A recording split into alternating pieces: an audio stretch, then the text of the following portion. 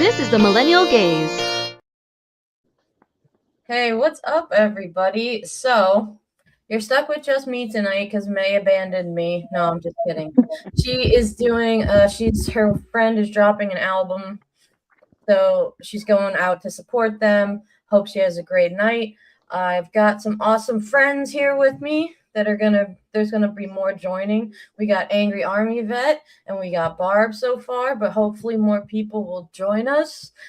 So before we get into the fun stuff, what do y'all think about Krusty Gnome getting fired or moved? I think that part needs to be stressed because personally, I feel like there's too much there's a lot of jubilation, which is deserved, but it's just a position change. Yeah. So I think people shouldn't be crying victory just yet because to a position that sounds like something out of a Marvel series. Yeah, right? Like, what is it, Shield of America or something? Like, yes. So she's gonna become a superhero now? Is that another made up agency? But maybe because it sounds like a superhero agency, maybe she'll be able to still wear her costumes. Oh yeah, she'll always be able to wear her costumes. Yeah. Or maybe she'll pass those on to Mark Wayne Mullen or whatever. Oh, dear yeah. God. Yeah, that'll be cute. Mr. Oh my goodness. When they showed that part when he was gonna fight that one dude and Bernie. Oh my gosh. You know what's funny when I saw that? You are a U.S. Senator. No. Bernie sounded like your granddaddy. Sit your ass down. She about died laughing. That was so funny. Oh my goodness. Thanks, Jazzy. You know that if Bernie got into that squabble, he'd probably be the one to kick all their asses. Mm-hmm. Bernie. Mm-hmm. Yeah. I think Bernie is about that life. I'm willing to put money on that. I think Bernie is about that life. Yeah. Bernie doesn't have to fight unless he absolutely has to. Like, that's why he sat there with the mittens all folded up. I have that sticker on my cup tonight because oh my gosh, it says mood underneath of it, and it's just Bernie all huddled up on the chair. It's so funny. And if he did fight, because Jazzy said he was getting ready to fight the Teamsters guy. Okay, so you do understand there was a whole bunch of people behind the Teamsters guy. So if it was about to be, like I told you, nuck if you buck for real. Right. Yeah, I wouldn't want to fight no Teamsters guys. It's like a union, union people, and they're all for one, one for all. Like seriously. That's the tightest group of people you'll ever come across. And the thing about Mark Wayne Mullen is like, don't they realize, not that it matters, but the Senate, you do a hearing first before being like, hey, you're in, because who knows what'll happen with that. I'm sure that Fetterman already said he was going to vote for him, so. And he's going to what happens to his seat? Won't that open up his seat? Yes, but he lost his primary already, I believe. Oh, so you're trying to give him another job. Yeah, I think that's what it is. So here, for those of you, I gotta find it. I kind of want to just watch it again to see Bernie throw some hands and be like, no. Shake a fist. All right, come on. All right, here we go. Mr. O'Brien just said about right to work states versus forced work states. I sure remember working pretty hard and long hours. Pretends like he's self-made. What a clown. Fraud. Always has been, always will be. Quit the tough guy act and these Senate hearings. You know where to find me. Any place, anytime. Hi. My favorite. You want to run your mouth? We can be two consenting adults. We can finish it here. Okay, that's fine. Perfect. You want to do it now? I'd love to do it right now. Well, stand your butt up then. You stand your butt up. Oh, hold on. Stand your butt up. Is that your solution, everybody? Hold No, no, sit that down. bald dude is Sit down. not playing. You know, you're a United States Senator. Sit down. Active. Oh, okay. Sit down, please. All right. Can I respond? Mr. Hold Chairman? it, hold it. If Hold we on. can't, This no, is I have the what he mic. said. I'm sorry. This is Hold what he it. said. You'll have your time. Ooh, he's Can I red. respond? Oh, no, you can't. This is a hearing. And God knows the American people have enough contempt for Congress. Let's not I don't make like it worse. thugs and You- bullies. You have, And that's you what- have I don't the like mic. you because you Hold just it. described yourself. Hold it. You have the mic. Yeah. You have time. All right. Make your statement. Then let's do this, because I did challenge you and I accepted your challenge and you went quiet. No, I didn't go quiet. I was. Hold it. You challenged me to a cage match, No, acting like a sir. 12-year-old schoolyard Hold it. bully. Excuse Sir, me. hold on. Hold it. No, excuse me. I have the I will mic. say Mr. exactly. Senator Mullen, I have the mic. You have questions on any economic issues, anything that said, go for it. We're not here to talk about physical abuse. You brought. We're not him talking in. about, of course I And, do. and let me show you his hearing, because I want to expose this thug to who he is. And Could you not point at me? That's disrespectful. I don't care about respecting you at all. I I don't respect people that respect you. Wow. This guy is a freaking joke. I've seen this show. This is what our taxpayer money goes to do. Oh, First and foremost, I couldn't disrespect Bernie. If Bernie told me to sit down, I would have sit down. Yeah. Bernie is, yeah, like no. Mm-mm. Absolutely. Now, Yeah, nah. who was that guy? that guy is going to be the new guy for Homeland Crusty gnome. Security. Oh no! Yeah. John Wayne Yeah. Mullins. John or Already? Mark Wayne Mullen. But John, I see what you did there. So why are And they they have to hold arguing? his first two names together. Huh? Listen, I think that they were arguing because they had like a Twitter battle or something. Mm. That guy and the guy at the hearing. And of course, you know, he is a keyboard warrior. Oh. Mhm. Oh. And I'm just like, Then I'm who picked him? Trump? probably. Mhm. yeah. Oh, Mhm. that explains Yeah. it. And like I was saying, I think before you guys joined in, not that it matters, but you know, they need a hearing. They can't just say, "Hey, we're putting this guy in," and Yeah. then. But Yeah. I thought Christy. No, I thought they were all appointed, they are. and they You had have to to- go before Congress and get approved. yeah, it's the Senate, but yeah, The Senate. Yeah. So but they don't care. They're still gonna find a way. Like Fetterman already said today, John Fetterman, that he's gonna he's vote for him. crazy. Yeah. Something's wrong with Maybe Fenneman. too. Hi, Jazzy. Something wrong with Fenneman. Yeah, He used to be he tried okay to until he hit his head or something. It's just No, he proof had a stroke. Yeah, I It know. has to go He back had to the the house stroke. though, too, right? Say it again. It has to go back to the house though, right? That's what I thought. Yeah, No. it has to go back to the Apparently house and then Congress it's approved by the Senate. And that's Well, that's what I said. Who does the questions? Was it the House or the Senate, or do they each get their own? I thought Chance. the Congress and the Senate I thought both they did did it Hold too. on a second. Yeah.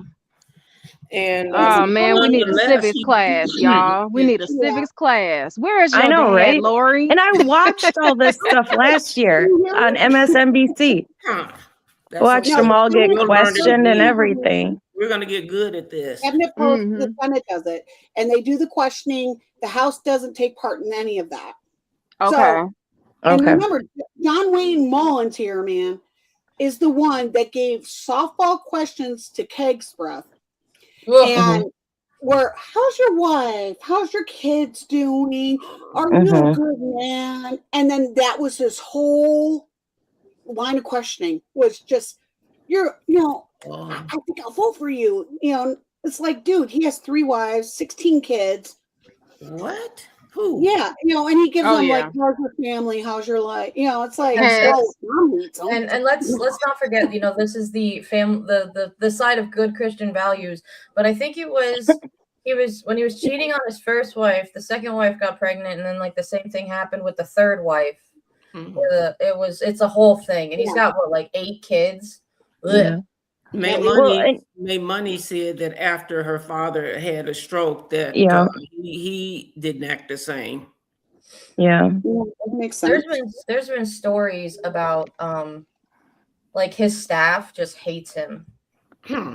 and especially after the stroke. And even Josh Shapiro, who's Pennsylvania governor, endorsed Fetterman at first, and he was his attorney general, I believe, for Pennsylvania. Now he's like, I don't want to talk about it. I'm not talking about it anymore. It's like, I'm done.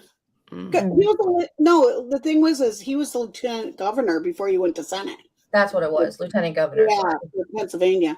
And once he had the stroke, it was like he went all like really crazy. Whoa, maybe we should hear Trump out. I think I need to talk to him. And he did. And now Didn't he go to Mar-a-Lago? Yeah, he did. Yeah. Mm-hmm. Yep. Yeah, That's a he good went, point. he went and kissed the ring. Jesse says he seems like the type of guy that you don't take anywhere because he just wants to start fights at a bar. He does seem that way. Exactly. But let's Now, also, did you show on the show with Christy Nome getting axed? No, I didn't. I'm trying to like. This is just a little start thing. Then we can just get that out. I would like to see that because I was driving. I've been driving the whole time, so I missed all of it. Oh, it was spectacular. Yeah, so I mean, if it's okay. Yeah, Let's see. I agree. Wait, Yeah, I'm like, what? I said I missed that driving.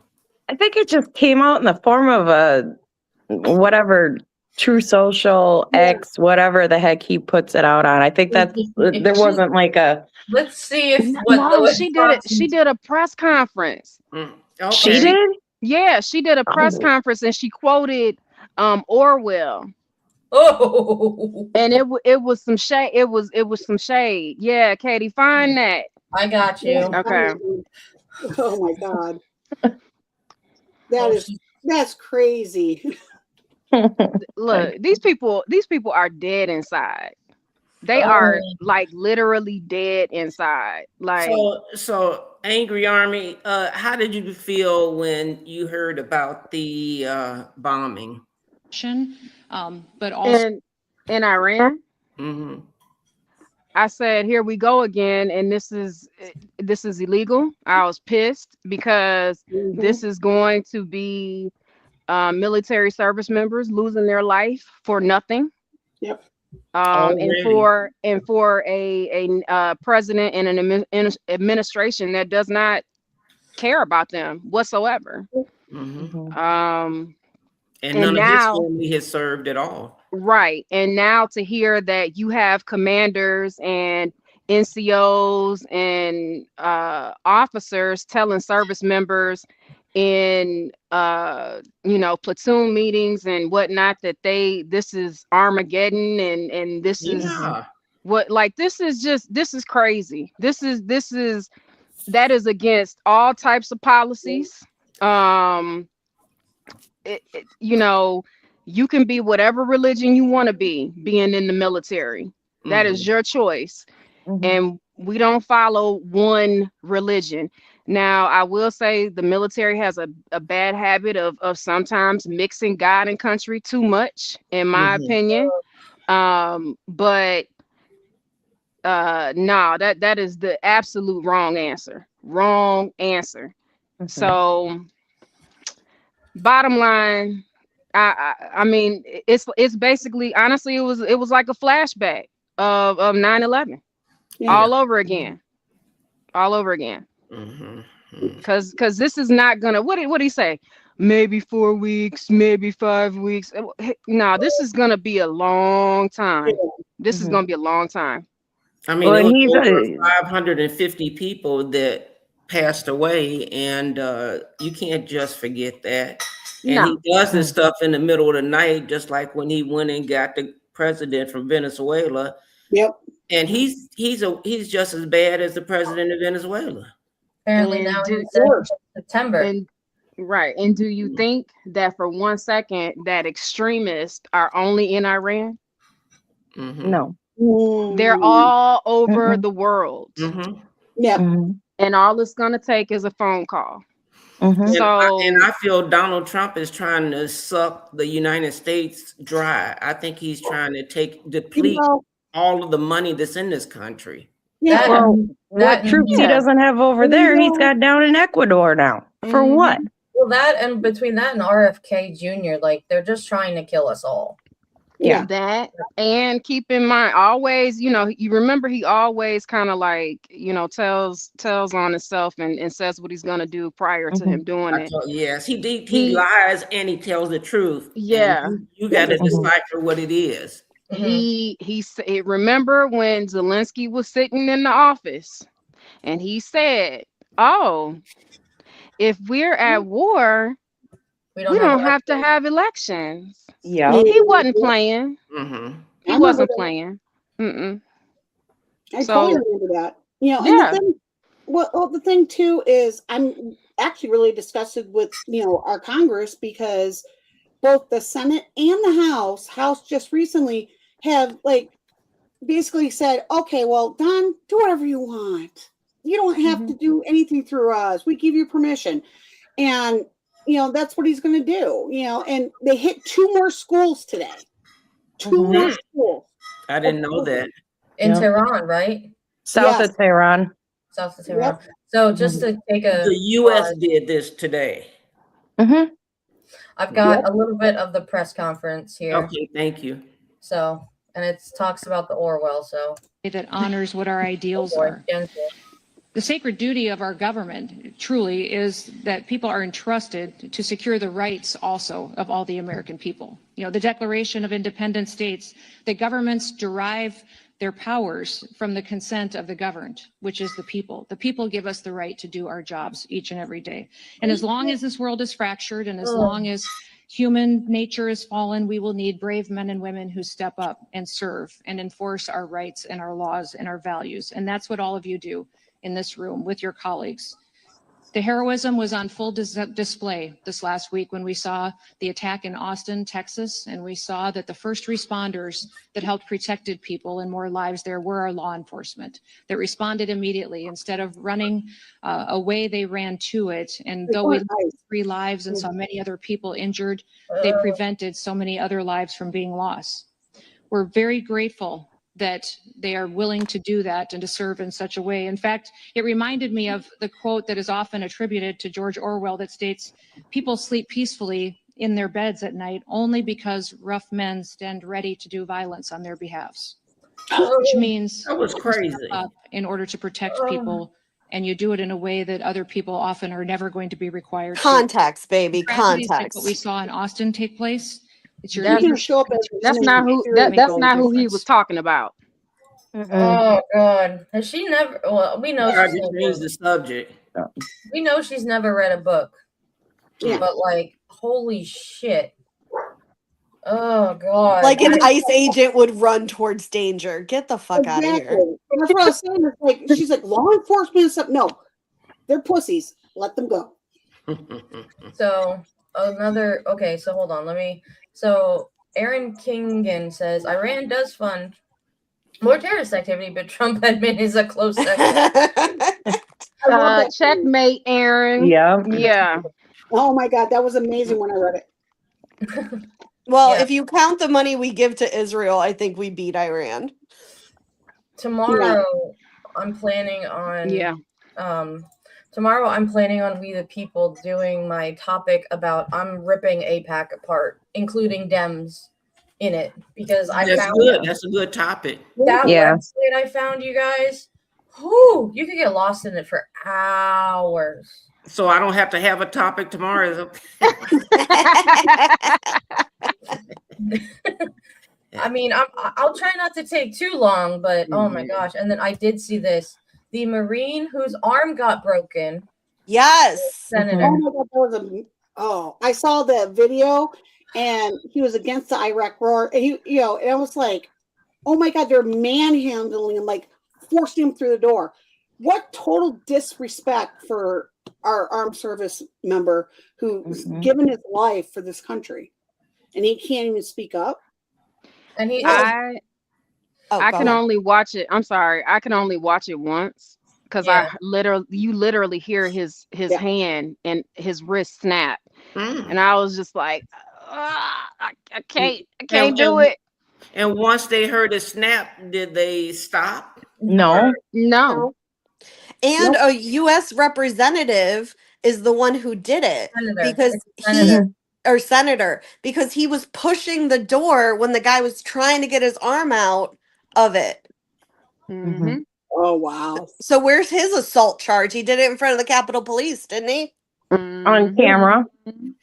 On cameras everywhere. Yep. Apparently, also, the Marine whose arm or hand was broken is also running for Senate. Yeah. So, Good and I for believe him. it's for that either that senator seat or somebody else in a red seat. There's another thing that I forgot popped up. I saw today I don't know if it was a senator or Republican that was MAGA. They had Trump on their yarmulke. Like, I wish I was kidding. Oh my God. It was just. You know, the reason why he's like really into Israel is because his daughter converted to Judaism, to be Jewish because of Kushner and his family. Of course he I think he wanted Iran because they had the second largest amount of oil. Yep. That's what it boils down to. He already got Venezuela and he put that money in Qatar. Yeah. I hope the hell they bomb that bank. Blow his money out. So this is the yarmulke. They also wanted control of that strait, right? That waterway. This is the one he had on his head. Oh, my no. God. What? Is that when he got shot? The fake assassination attempt? Yep. It is. You could buy it on Etsy. These people believe in nothing. Like, they're part of a cult.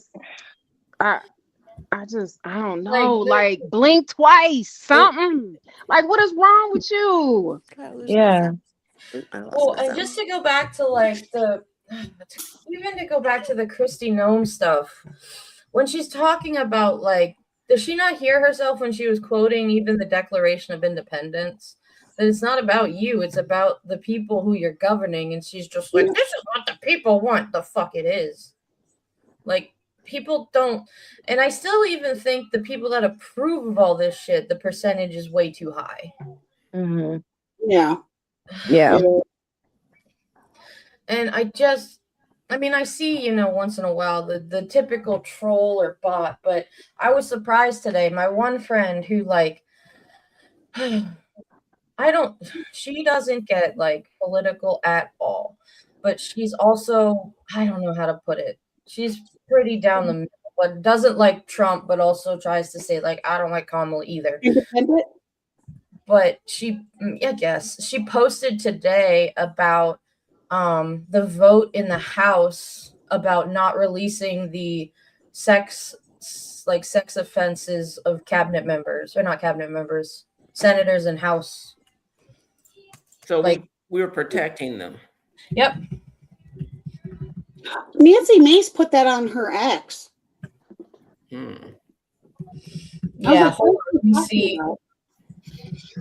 Let me see if I can find it.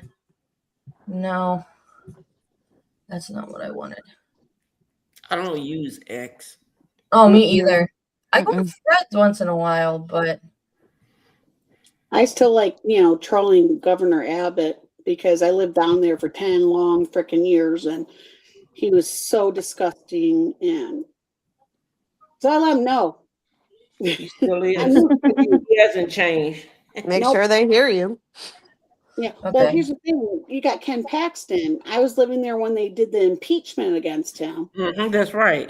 And what happened, I found, down in Texas, and I was like, oh, this is really serious because no Republican will do that.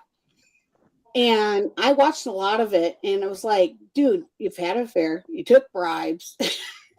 Your whole office was whistleblowers. And then he's sitting there going, oh, I didn't do anything wrong. And what happened was, the newspaper said Trump said, oh, please forgive Ken Paxton. And sure enough, his They whole did. that impeached him voted against, conviction. That's all of it. So Mhm. I actually have a question. Why does impeachment matter? Like, people don't lose their jobs after they get No. impeached. They No. don't get any repercussions from Well, it. So in today's day, but before Trump, you did lose your job. Well, wasn't Clinton impeached? yeah, Clinton didn't lose his job though. Clinton, and we forget that Nixon Oh, resigned. but, I mean, come on now, the man. I mean, I don't know what to say about that. You know, I don't know how many times he had sex in his office, but it's not as bad as what's going on. I'd rather him have sex than 30 Totally. felony counts and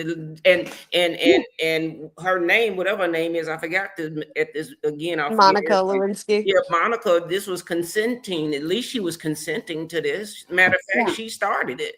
But my point is he got impeached and nothing happened to him.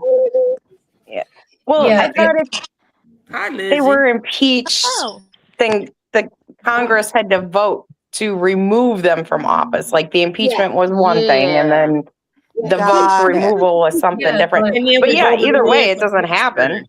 I don't know You- what to say. Why is his wife still with him? I don't understand these wives. Money.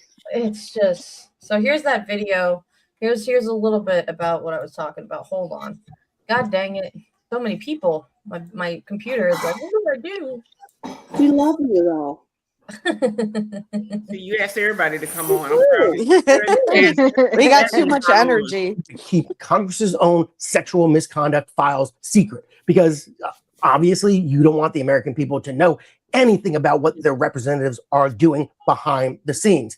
Now, Representative Nancy Mace disagrees. She pushed for a vote to force the House Ethics Committee to release misconduct and harassment reports. The House voted, by the way, 357 to 65 to send it back to committee, which is Capitol Hill speak for the shredder's going to go burr and it's going to go into the trash bin and never see the light of day again.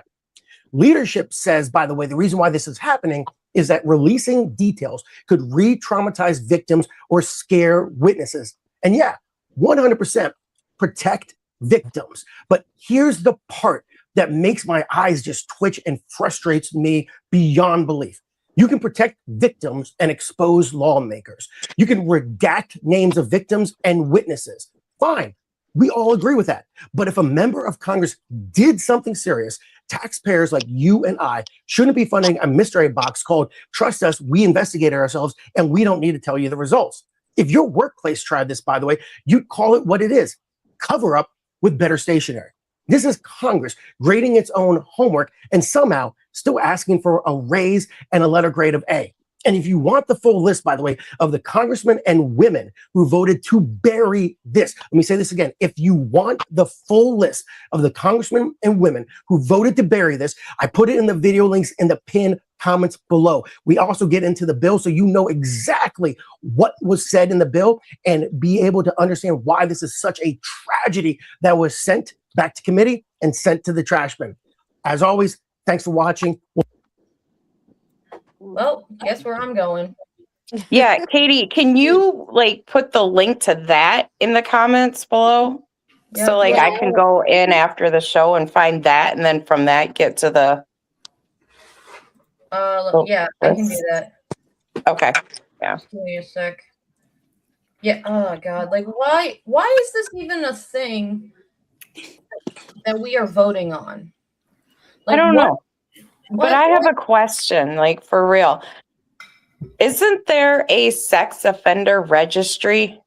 Mhm. Or am I tripping? Okay, is there not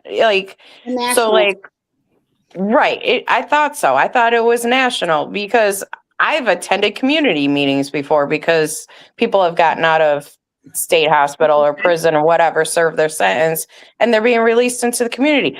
Why does Congress get to be such a big fat secret on it? Well, because they're not convicted, and even if they are, they can plea out to not have to register. Our president is a convicted sex offender. Yeah, he is. He's Like they found said, civilly. Make this make sense. That's Yeah. the difference.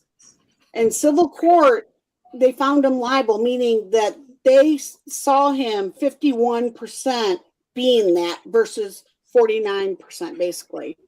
So in civil court, yes, they adjudicated that he is a sexual predator and he did what, the plaintiff had alleged.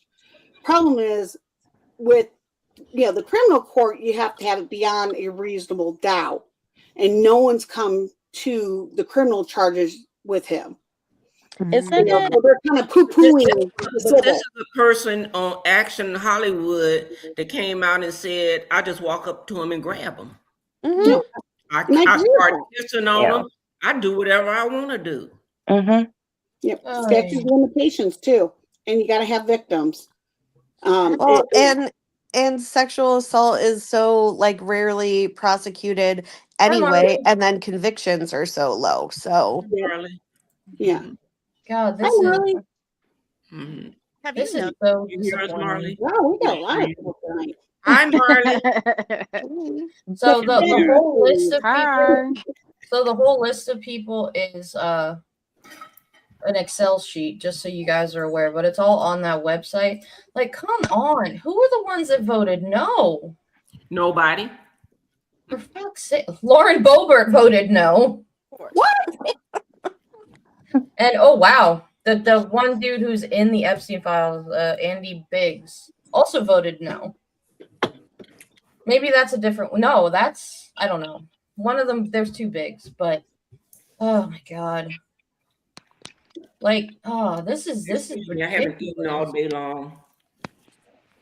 What like why? Normally, I won't eat on live. Okay. I can't. Wow. James Comer voted nay. Well, let's yeah.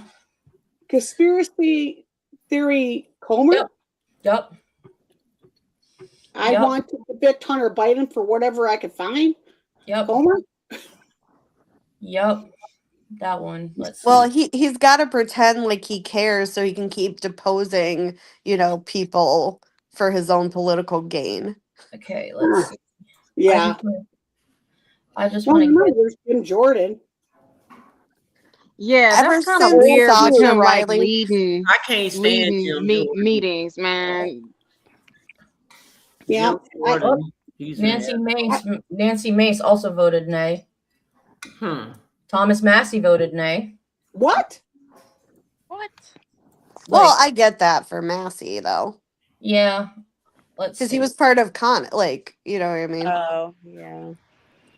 Let's see. This is crazy. I really don't. Okay, let's chat about some fun stuff because I'm just tired and I want to talk What about. happened to the music and the movies? Yeah, let's do that because this was like 35 minutes of that. So we could go to first. Let's first go to some music stuff. So we could just go like round robin and through everybody. Some questions. I like Luther Vandross. I got some stuff lined up here. So, what do you remember your first, if you've ever gone to concerts, what your first concert was? Mine was, I saw Phil Collins, I think in like second grade. Jelly. Yeah, and it was like right after Tarzan and stuff came out. Oh, So the music was like, it was so good. Mine was Michael Jackson. And he came to West Side High in Gary, Indiana, and he landed in a helicopter, and everybody was so excited. And that's wow. It was exciting. what exciting. era was that? What was Well, his I'm not telling song? nobody. That's another. Okay, what was your favorite song at the concert? What was it then? Tell me, girl. Let you go. I don't know. I can't. I love it. forgot the I love name it. of it. You can't ask me names of songs. I don't remember. Mine was Gladys Morissette at Pine Knob. Nice. Oh, wow. Yep, when she was on, You Ought to Know tour. And, and here's the best part. Radiohead was opening for her. Oh Shut wow. Oh, up. That's wow. amazing. 2 in 1. I was so geeked. Fun. Y'all got some great music taste. I'm just gonna say that right now. Mhm. Anybody else remember their first one? Mine was Crisscross, and they featured the Brat. Oh, Yes, was I loved a probably brat. yeah. So I think I was like maybe like 11, 12, 13. Yeah, oh, yeah. fun. Mine Mine was was, U2. oh, Oh, sorry, Barb. You go. You go. okay. Mine was ZZ Top when I was Mm. in 7th grade, I want to say. Listen, they have been out for decades before. I'm not saying I'm that old, but no, my mom and her boyfriend took me to it. Like the Civic Center in Mankato had just been built, so probably 92. Mm. Yeah. But that was my first official concert. Not my favorite, but my first. Mine was U2, the Zootopia tour at Ooh. Soldier Field. So, Okay. very Some little. of these people I don't know. I'm sorry. Go Amazing. ahead, Lizzie. You Can want to you say guys something? hear me? Yeah. Mhm. Okay. I'll share my I think it was my first concert, but it was Project Revolution, that like Linkin Park tour. And Mm. it was Taking Back Sunday, My Chemical Romance, and Linkin Park. Oh, And that I was Lord. in love My that was Chemical Romance. in I think it was the That- summer of 2007. I was gonna say that reminds me of like my emo high school days. How old are you, Love it. 15? You hear me, Lizzie? Lizzie, Andrea asked how old you are. Yep. That was that's Oh my one God. awesome groups. That's like a festival lineup now. I know, right? We were the our phones listen to us all the time because the internet. And there was this one festival that popped up. Oh, I gotta find it. Some music festival popped up, and my husband was like, "Why are they listening to our conversations?" Marley, do you remember your first concert? Yes, it was. Can you hear me? Yep. Mhm. Janet Jackson, Rhythm Nation. Oh, Not the Rhythm wow. Nation. Yes. Wow. Wow. That's amazing. People keep That hopping is in great. and out. Okay. Let me see. I think I found it. There it is. Okay. So this is a lineup for this concert that I saw, and I was like, my husband and I were like, okay, it's just listening to us. Come on. Okay. So we got Dave Matthews Band, Eh, Hootie and the Blowfish. These are the main people. Matchbox 20, Mumford and Sons, 21 Pilots, Gwen Stefani, Yellow Card, Ludacris, Shaggy, Goo Goo oh, Dolls, Third Eye Blind, All Time Low, I like love it. Hanson. Bobby's Oh, here we go. really Hanson's in there too. I need Like, to go to Maryland. right? I know, right? Right? Like, that's I can't. It's probably not that cheap, but Oh, they got the violent. Oh, wow. mm-hmm. It's I was like like, when I wait, saw that When We oh. Were Young thing they have in Vegas. Mm-hmm. Oh, you went to that? I bought a ticket, but then I got too hungover and I couldn't go, so I sold it. Ooh. That's funny. I mean, it's Vegas. That's what happens in Vegas. When I forget when that is. That It's in festival. October, but the Okay. thing is it's like in an uncovered parking lot, and I don't know. I'm at an age where I don't know if I could do festivals anymore, quite frankly. Like I want to be comfortable. Right. Give me Yeah, a show me comfy on chair any TV. day. Mm-hmm. Yeah, I know for me, like we lived in Vegas for 3 years, and we made the mistake of like going out in July to house hunt. Oh my And I goodness. think we took three or 4 days out there to check out places. The first full day we were there, we had to like stay in bed and rehydrate. Because the thing about the dry heat is it's deadly and you can't always feel it. A lot So of like people the pass next out the in whole, Vegas. I the lived whole in next Vegas for day, 2.5 years. yeah, the whole next day we just laid in bed, drank Gatorade, and I remember the one summer, I think the hottest it was 122. Nuh-uh. Oh yeah. Oh yeah. I don't want that. And sometimes that's in shade, you know. Yeah, that it was, and people were like, "Oh, well, it's a dry heat." And I used to, when I was in high school, I worked at Pizza Hut, and the one place I would always work at was like the oven pulling everything out. That was what it felt like when you open the door in Vegas in the summer. It was when we would come back for lunch, and we would you know, the from the parking lot to the door may have been maybe what 50 feet 50 feet, you know, and by the time we left our car and got to the door, we were wiped out, like tired that quick, because it was so hot, so hot. Ugh. I was out there for like a month for a contract job with Caesars, and I brought at the time, he's 16 now, but at the time he was 2. And I'm like carrying him around and everything. Oh my God. Like I felt like my whole face and head and everything was dry. It was. It was so dry. I was just like, what the? And then, of course, I moved to Texas years later, but, you know. Sometimes you just try to forget it. Let's see. Okay, so next, who are your favorite people you've ever seen live? So for me, I've got 2. I saw Paul McCartney live in Philly, and I'll never forget when he did Hey Jude and Let It Be. A white grand piano like rose from the middle of the stage, and he did both those songs on piano, and it was like, oh, it was incredible. Second one, I love my man's Billy Joel.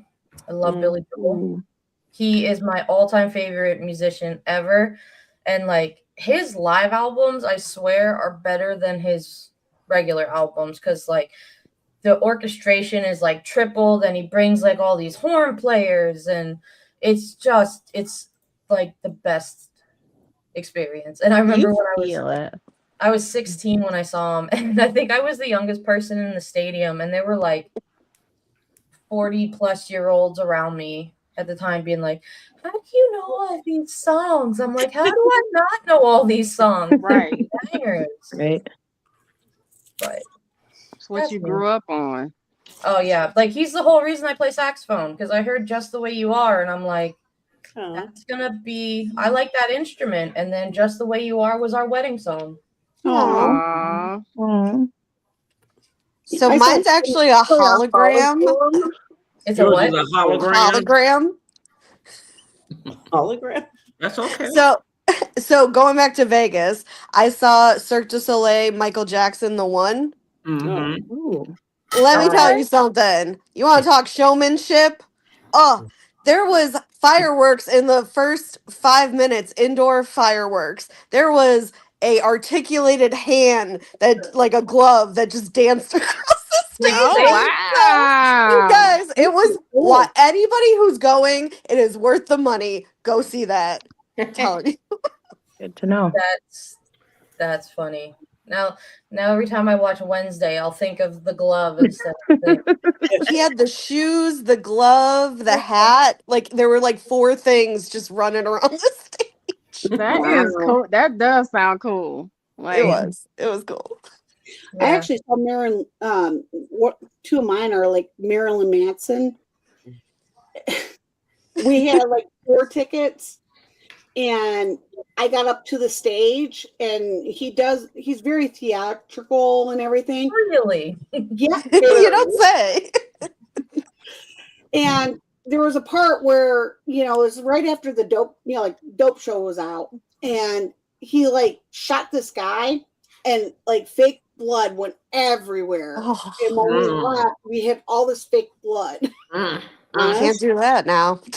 Yeah, and I actually the other one was like 9 Inch Nails in concert. Oh, nice. So I saw Marilyn like right before I went to 9 Inch Nails. I'm like, oh, this should be tame. I thought Marilyn Manson would be like really rowdy, just based on the music. No, I was wrong. And I get the 9 Inch Nails, and we have floor tickets again. You know, and it was a beautiful show and everything, but I almost got crushed to death because the moshing was so like everywhere on the floor. Like I was like one of the few females down there. I'm Terrifying. The cool thing I found out about 9 Inch Nails, so they just recently. You had 9 Inch Nails? That's Trent Reznor or 9 Inch. Yeah, so it's a band. When they do like their Never had recording, over a fourth of an inch and they hurt.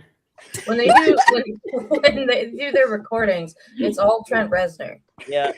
But then when they go out and do their tours and stuff, they'll hire like a bunch of musicians. But like he just did, I think I talked about this on Monday maybe or another show. He just did the soundtrack for the new Tron movie. It's so good. Like I could just listen to that while I drive because I did that when they had the first movie and it was Daft Punk did the soundtrack, but yeah, Trent Reznor did the second one. It's so good.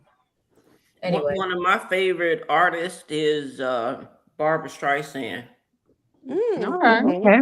Nice. I love Barbra Streisand. I still would like to go see her. I never got a chance to go see her. You know, she made a whole mall in her basement just so she could go shopping in peace. Wow. What? She's so rich. can you imagine having She can money buy her like you? clothes over and over again.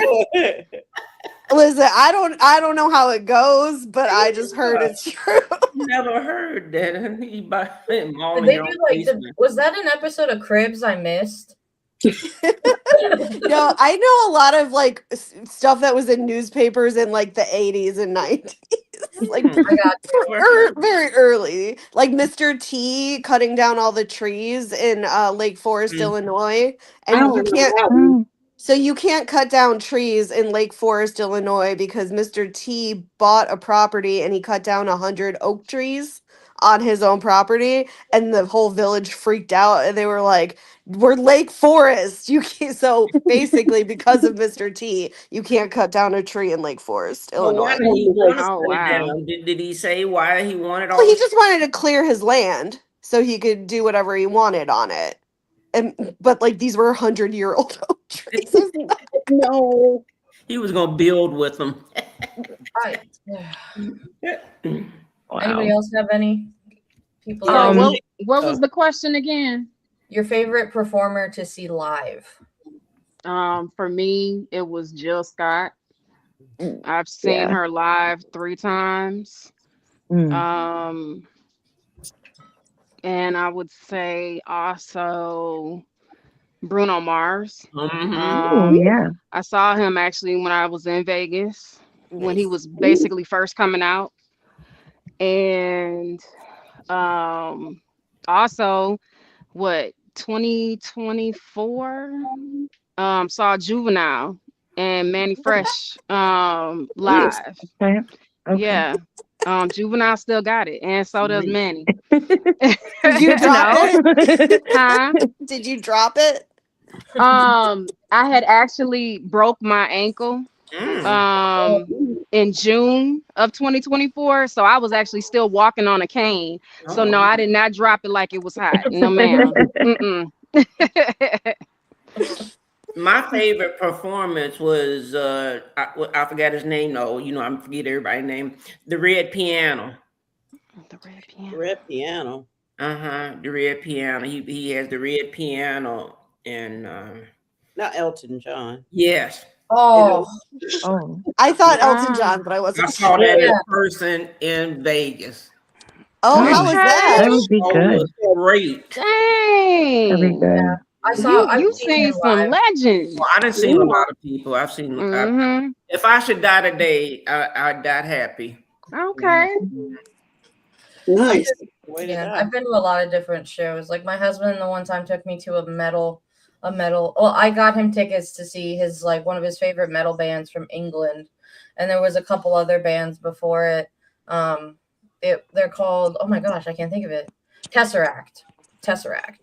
So they're like a metal heavy band, and I got to experience looking at a pit for the first time. Didn't go in it.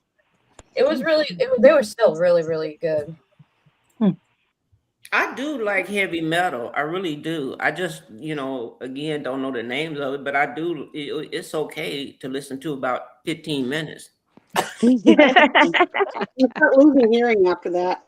Oh my God. I love you. You're amazing.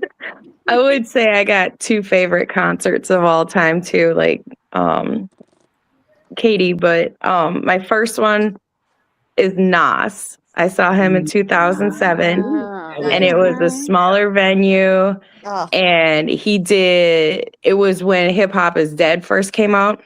So he did that song for an opener and another song off that album, and then he took Request the whole night. So it was a really engaging show.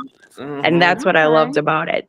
And then my second favorite was seeing Buddy Guy in concert here in Mankato. And that was an outdoor venue, but I was like 2 rows back from the stage. So I was up and close, got to see him do that artistry with his guitar in person. And that was an amazing show too. Apparently Aaron has seen Snoop. See, I saw Snoop in concert also in 2007, but I didn't like it because it was an all ages show and people literally brought their kids. And I'm like, that just made it no fun for me. That don't even sound like Snoop. No, and it was a venue that it was a club. So they had bars and alcohol and stuff. And I'm like, why are there 10-year-olds up here? Like, no, it ruined it for me. I saw Eminem.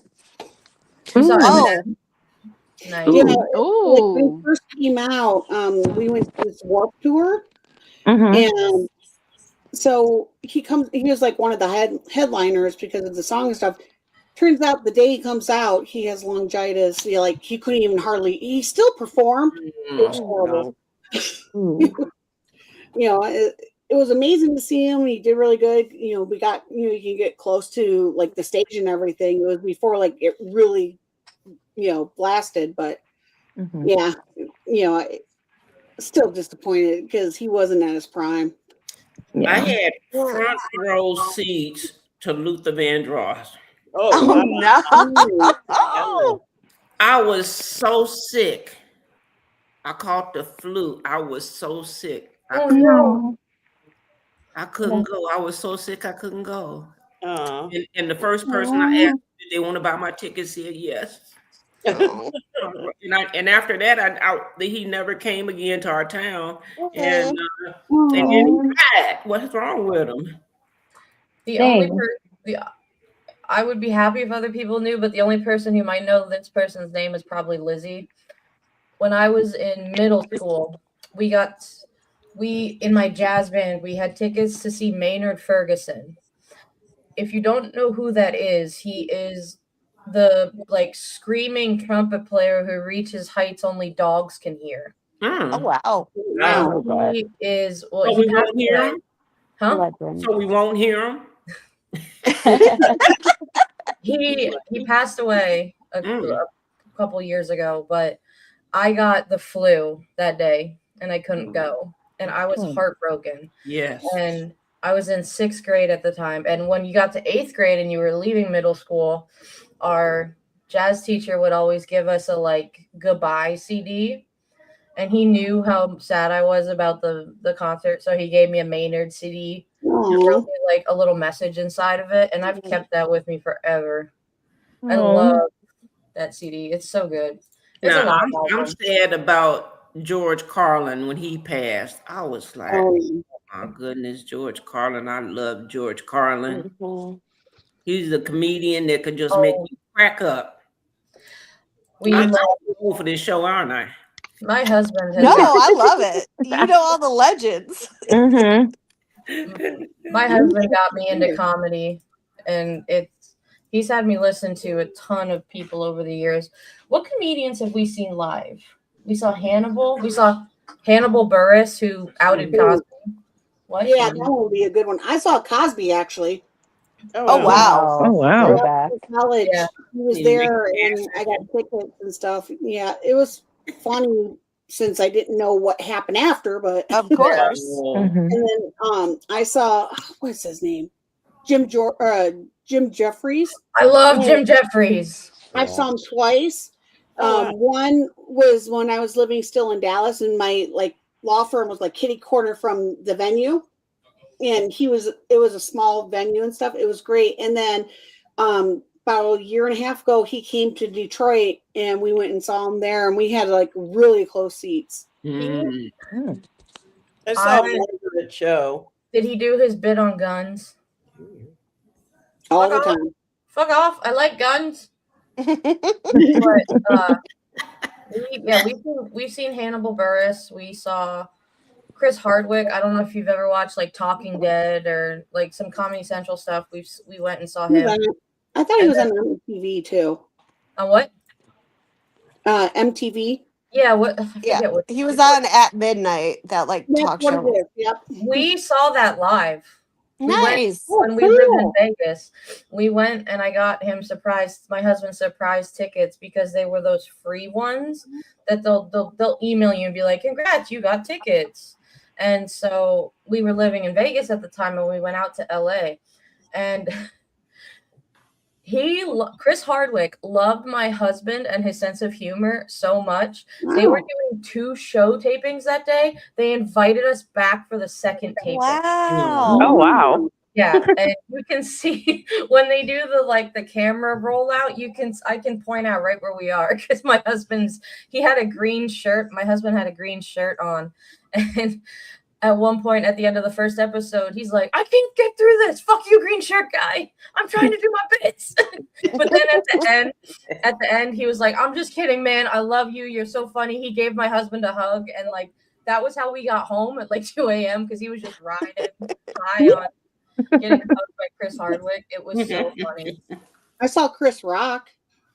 Oh, I love Chris Rock. It was his bigger and blacker comedy tour. And Are you kidding? Theater in downtown Detroit. That's my favorite. Oh wow. Yeah, And that was a good one. I like Chris Rock. Yeah, I'm still mad at Will Smith. I know that was jacked up. I still don't really understand all of that, but that's just me. Well, what really happened was, and if you paid attention to what's his wife's name? Jada. She looked at him because he always insulted her about her getting Alopecia. And Chris Rock didn't know she had alopecia, and he kept, and then Jada got mad that he was making them jokes about her hair, and then they was trying to make up at that time. Will Smith and Jada Pinkett was trying to make up at that time, and so he had to go show his manhood. She was unentangling. Yeah. Right. Isn't that something? I'm like, if you gonna go sleep with a 15-year-old, you hear me? Why would it be your son's friend? No, so gross. I don't get excited about her no more.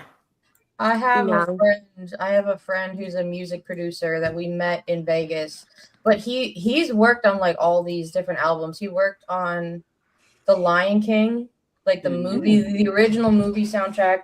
He went to school at Berkeley in Massachusetts. He was friends with Bowie. He worked on Firework with Katy Perry. But he's a secret producer that doesn't want the accolades.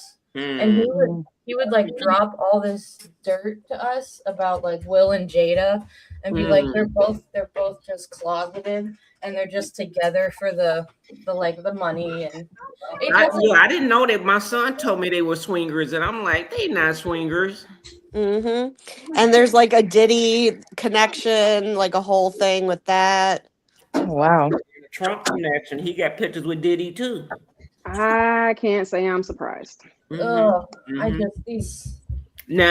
some more is on Netflix right now. Oh, if you like comedy. She's a comedian. It's more. Y'all never heard of her. I never heard of She was on the Queens of Comedy. Yeah. I watched, what was the other one? It's funny We too. watched Marcelo Hernandez. He has a special on. He's new in SNL. It's really funny. It's really good. I like Have him you a lot. guys ever heard of Daniel Sloss? Okay, he has a couple Other Netflix Daniel specials. Pop. He had a couple of Netflix specials. Yeah, that's the only comedian I've seen, but he's hilarious. A lot of dark humor, but like really good. He's Australian. You know, I think to be involved in politics, we have dark humor. Yeah. To get his take on what's going on right now. Oh my gosh. So, because you watch Jim Jordan in that movie about University of Ohio, was it? Ohio State. OSU. Katie, you know about Sasha Riley. I can't think of Jim Jordan without what happened with him and Sasha Riley. Oh, yeah, that I hear student about that accused him. all the time. I can't think of And he had a scandal with the football playing scandal.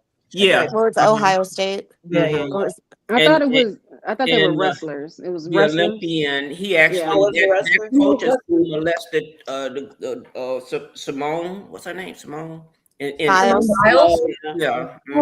That's Oh, Larry Nasser. That's a different. Yeah, person. that's in Michigan. He Or was at that's Ohio. that doctor from He was in Michigan. Ohio too. He worked with him. He was in Michigan. Yeah. Well, that's not far. They was to get he got some. Yeah, but Ohio and Michigan hate each other. I know, but you can't do that, dude. I'm from Michigan. I'm here in Michigan now. It's Michigan State and U of M. Yeah, but they were still acquainted some kind of way, and they was some entanglement going on with these, athletes. It's like a giant web Well, of it's not predators. just it's not just them. It's the Big Ten schools because Penn State went through that too. See, with Jerry Sandusky. Yep. Like it's just I don't. You ever been to Cedar Point? Oh yeah. Yeah. I love Cedar Point. Listen, I told my husband, I am like a roller coaster freak. My God, really? Yeah. Where do you live? Huh? Where do you live? I've lived everywhere. I done been all over this country. we would like being in the Detroit area, we would go to Cedar Point like every chance we got with schools.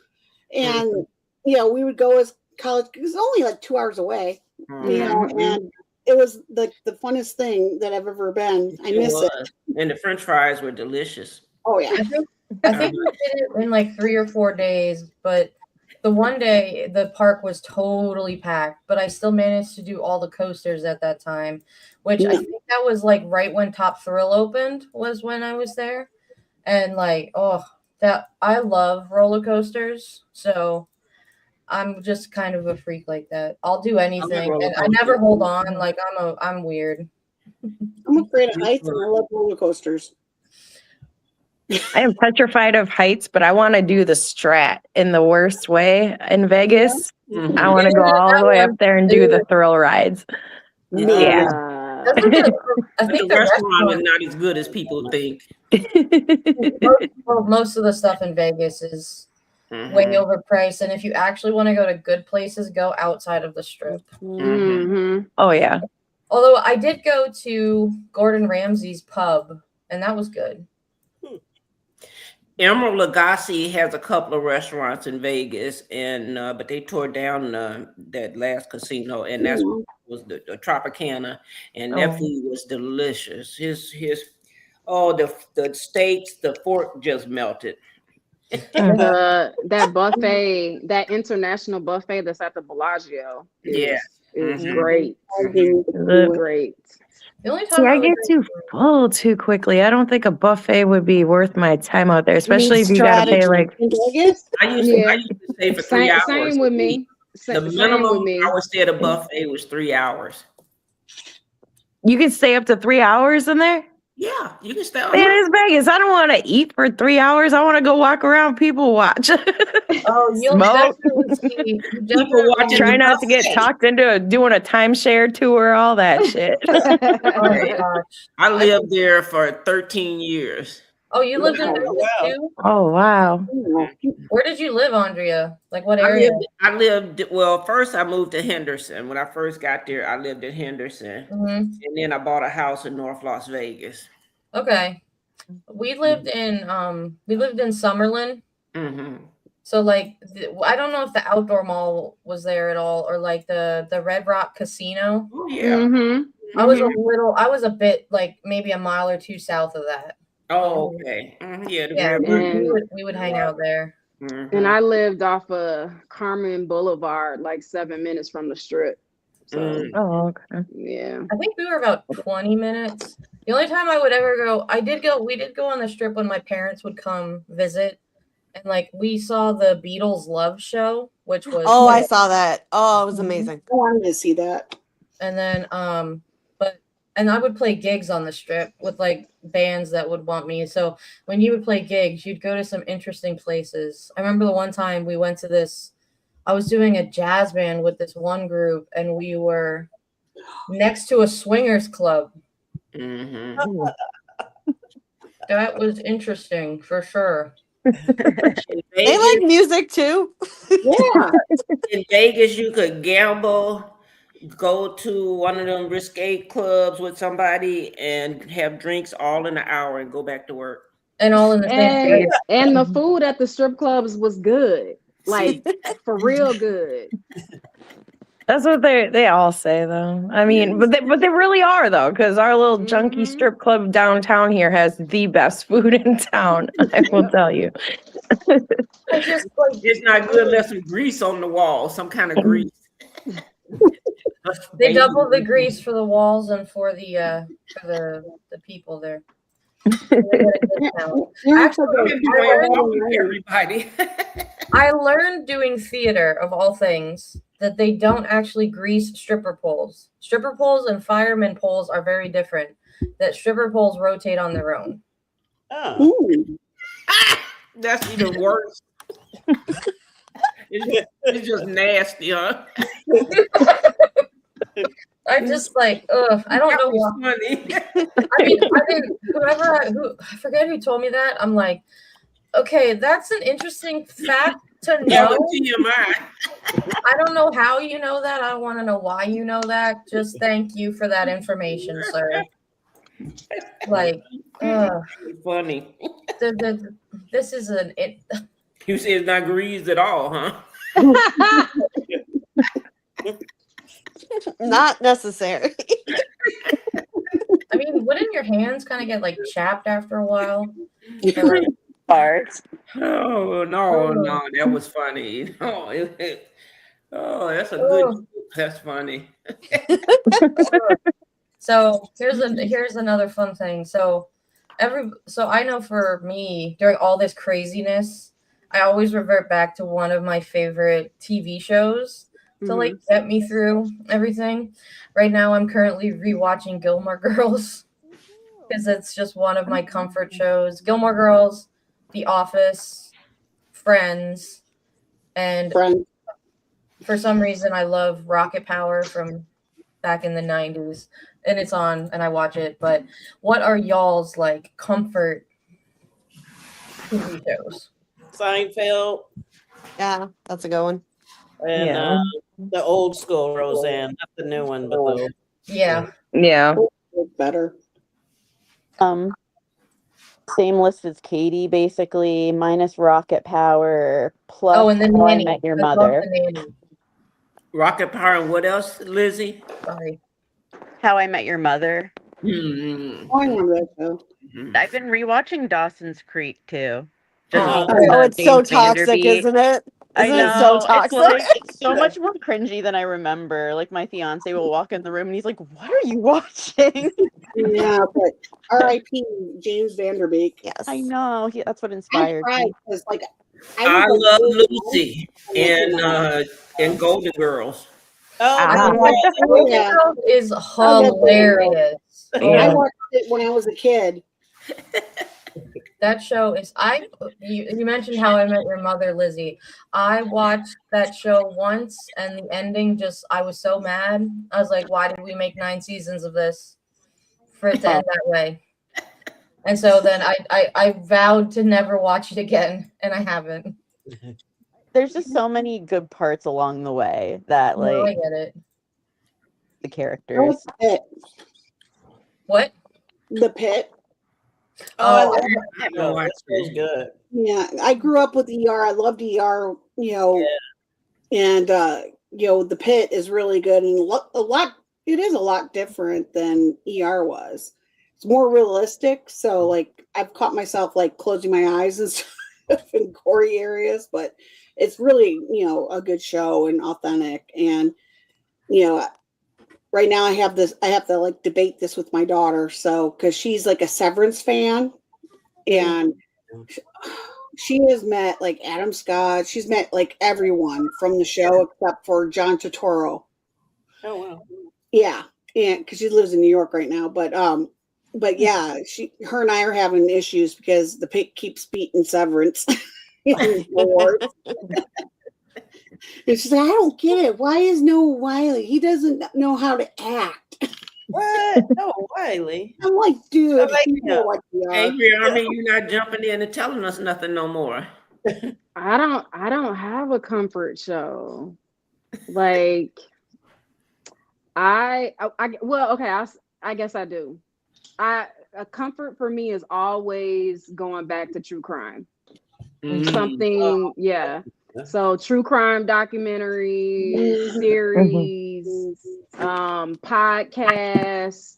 So that's a comfort for me. Yeah. Mine was SVU, so I'm glad you said that.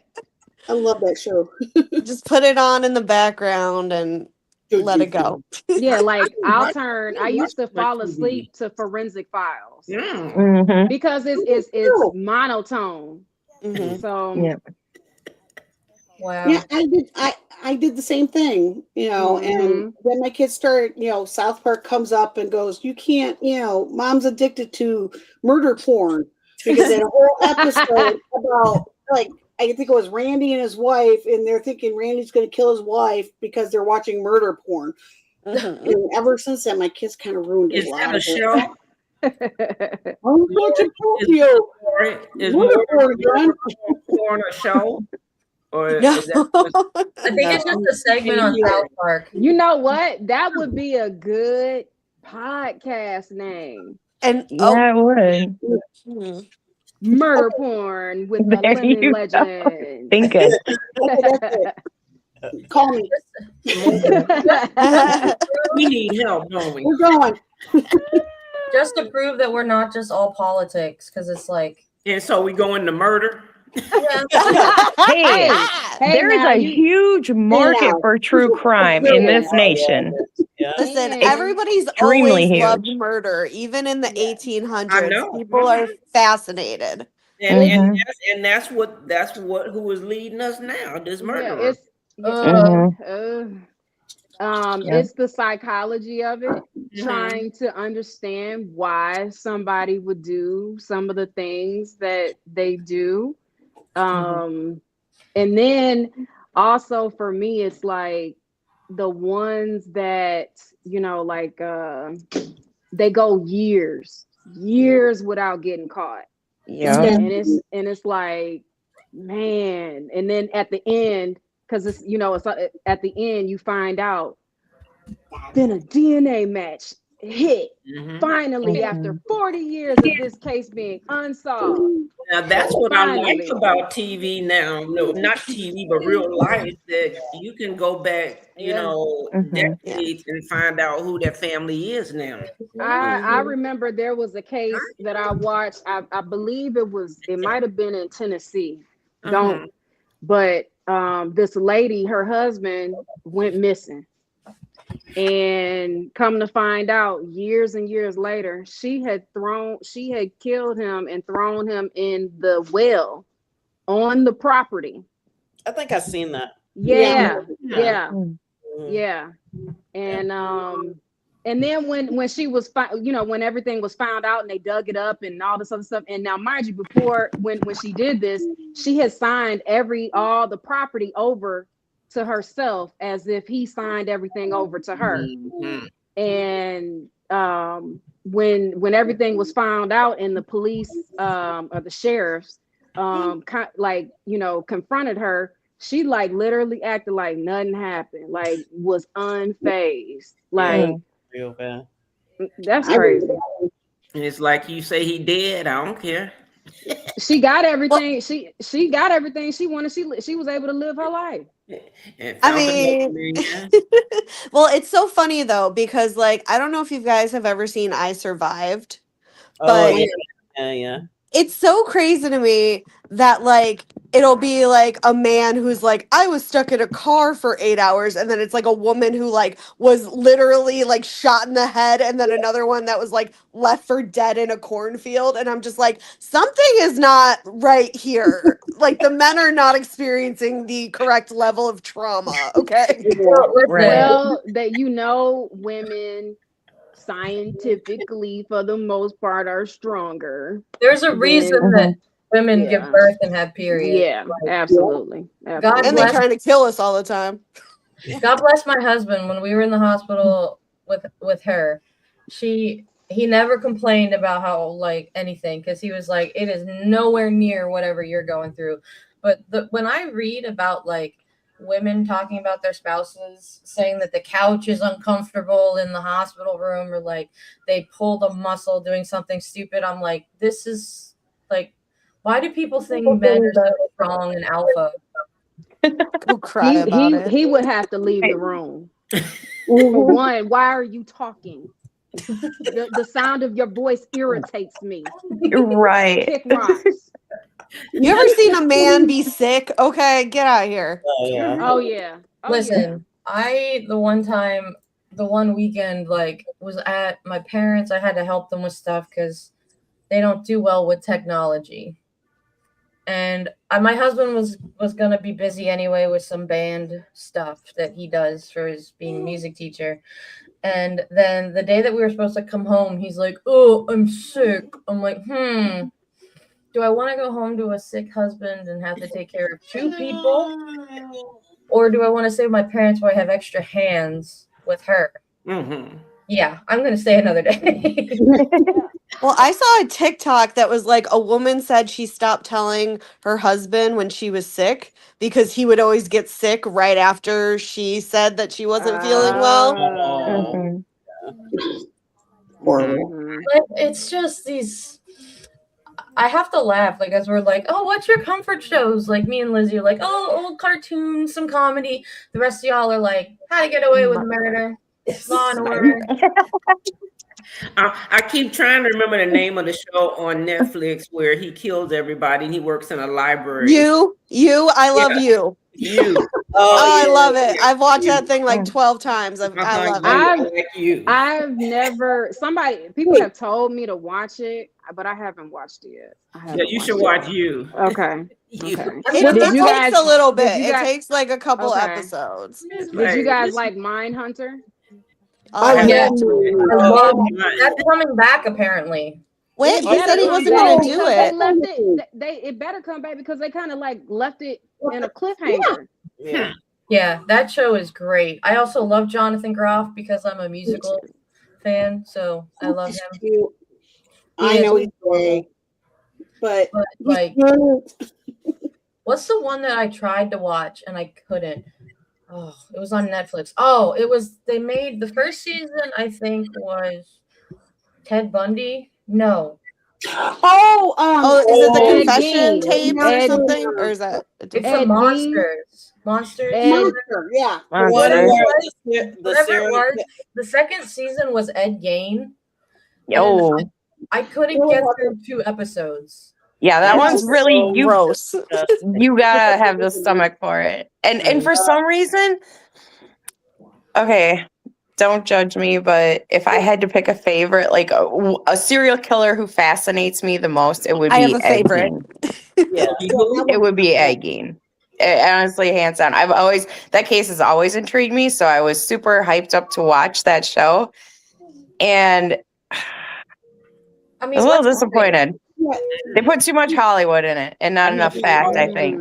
Or they embellished in it, and I like the truth, you know. Barb, do you want to say like what he did like really quick in case people don't know? Well, wasn't he the inspiration for the movie Psycho? Yeah, He was. Yeah. Psycho, Silence of the Texas Lambs, Chainsaw Massacre, And Hannibal pretty much, Lecter. Yeah. Silence of the Lambs, like pretty much everything. Oh, okay. However, he robbed more graves than he killed people, though. That's Wow. true. Yeah. Well, that makes That's that the makes thing. better. So it was like, was he really? I mean, yes, he killed possibly 3 people, and then there's some others that it's kind of iffy on him whether he did or didn't, but he robbed like 40 graves. And Yeah. did you guys talk about how he made like furniture out of it?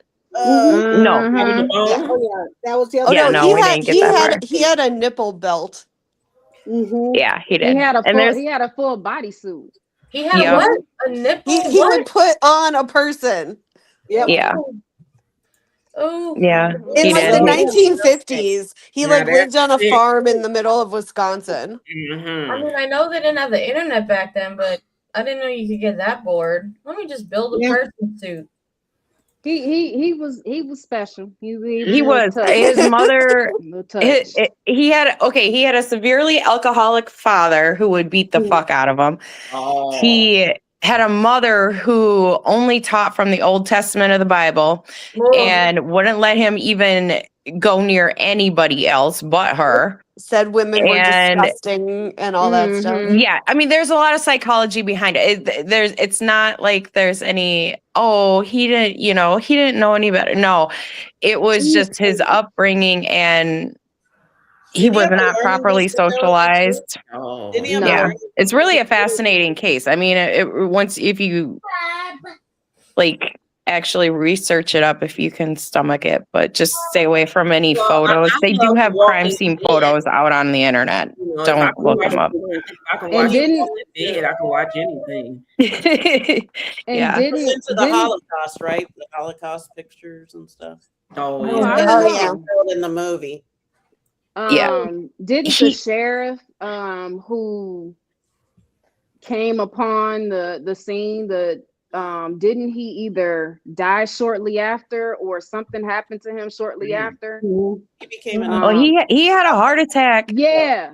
Some years after the trial, but he made it through. Well, no, actually so when they arrested him and they had him jailed, they actually determined that he was not mentally competent to stay in trial. So they hospitalized him for a number of years. So then I think that sheriff did die probably in his mid 40s from a heart attack just the trauma of that. Yeah. I mean, could you imagine? I mean, because he had them strung. He had these people strung up like a deer. In a shed. In his yeah. Upside down. So he was no electricity. Ma'am. Draining all the fluids out of their body. Just like how you carve up a deer. Yeah. Or slaughter a deer. Yeah. Didn't he help the FBI find a lot of serial killers though? That's what they showed in the movie. No, he was more if you watch the show, and like I said, I don't know what becomes fact or fiction. After he was in the state hospital, he developed a fan club as like the Netflix show goes. But I don't think that he helped the FBI. I thought they came to interview him so they understood. Yeah. I mean, they were fascinated by his case. And it's true, Alfred Hitchcock got the inspiration of Psycho based off of him. The Texas Chainsaw Massacre was based off of him. Let's see, Hannibal Lecter. Yeah, there was a lot of filmmakers and authors that took inspiration based off of his case because it was so fascinating. So I think he has been the sickest human being that I've ever. I heard thought of. that was. Oh, I know more. No, I would say I honestly would say Ed Gein was not as bad as Albert Fish. I don't know. Albert Fish was Oh disgusting. yeah. Albert Fish Albert kind of, Fish. huh? You said Who what? was that? Albert Fish. Who was that? Albert Fish would lure little kids and he would eat them. That's Okay, Jeffrey got Dahmer. And he also liked putting like needles like in Yeah. his scrotum and stuff. Like Yeah. when they looked at his body, he had like a bunch of like metal things in it. Yeah. 40 pins. He went to someone's house and asked if he could take their little girl to a picnic or like a party, and then he sent her parents a letter being like, "I ate her." Yeah. In like the 1910s. Yeah. Yeah. Oh wow. And this was in New York, right? It was in New York. Yeah. Yeah. I have just the Damn!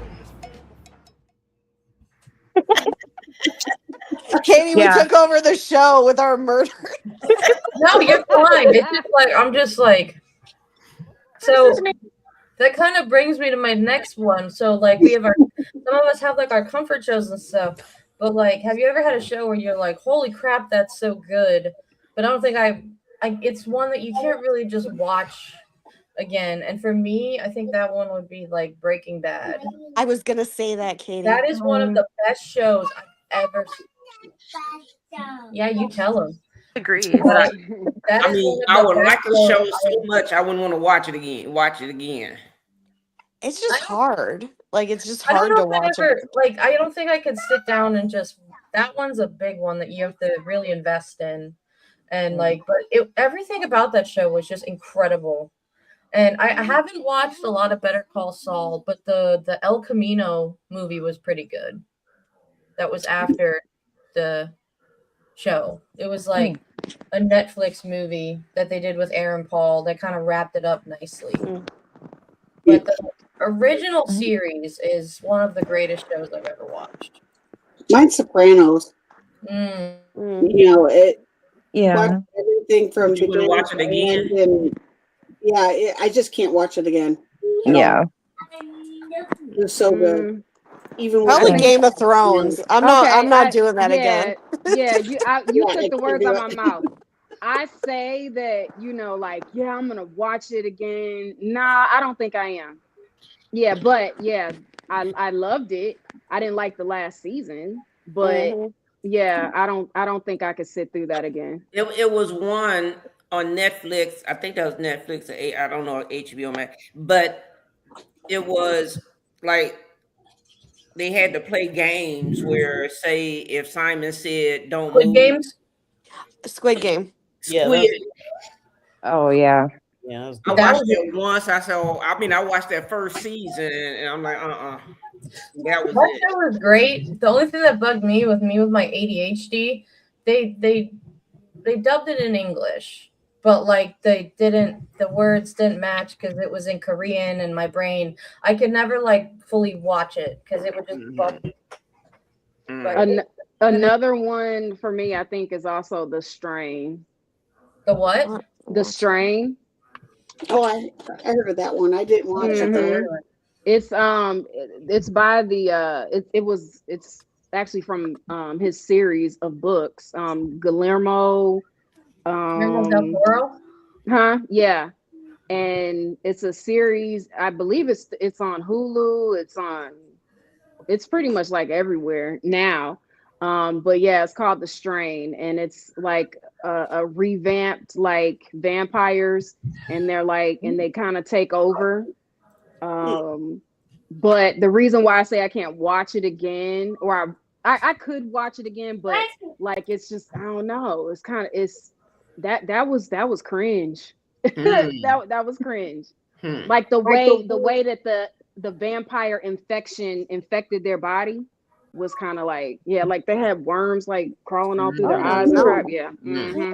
Yeah. But the storyline and everything is excellent, and the books are excellent too. Well, how did y'all like Sinners? Oh, I love that. I never watched it. Oh, you gotta watch Sinners. You gotta watch Sinners. I need to watch Sinners sober. Sober? You pregnant? You should have been sober when that came out. I'm not. No, that's I how we haven't got the watched baby. that recently. This was before. Maybe And when you watch Sinners, you have to pay attention to like all the hidden images, messages that are within the movie. And I will say, like, and this is no shade, some of my white friends didn't get it. They were like, I didn't get it. I didn't know that. Yeah, So is they were like, I Sinners- didn't get it.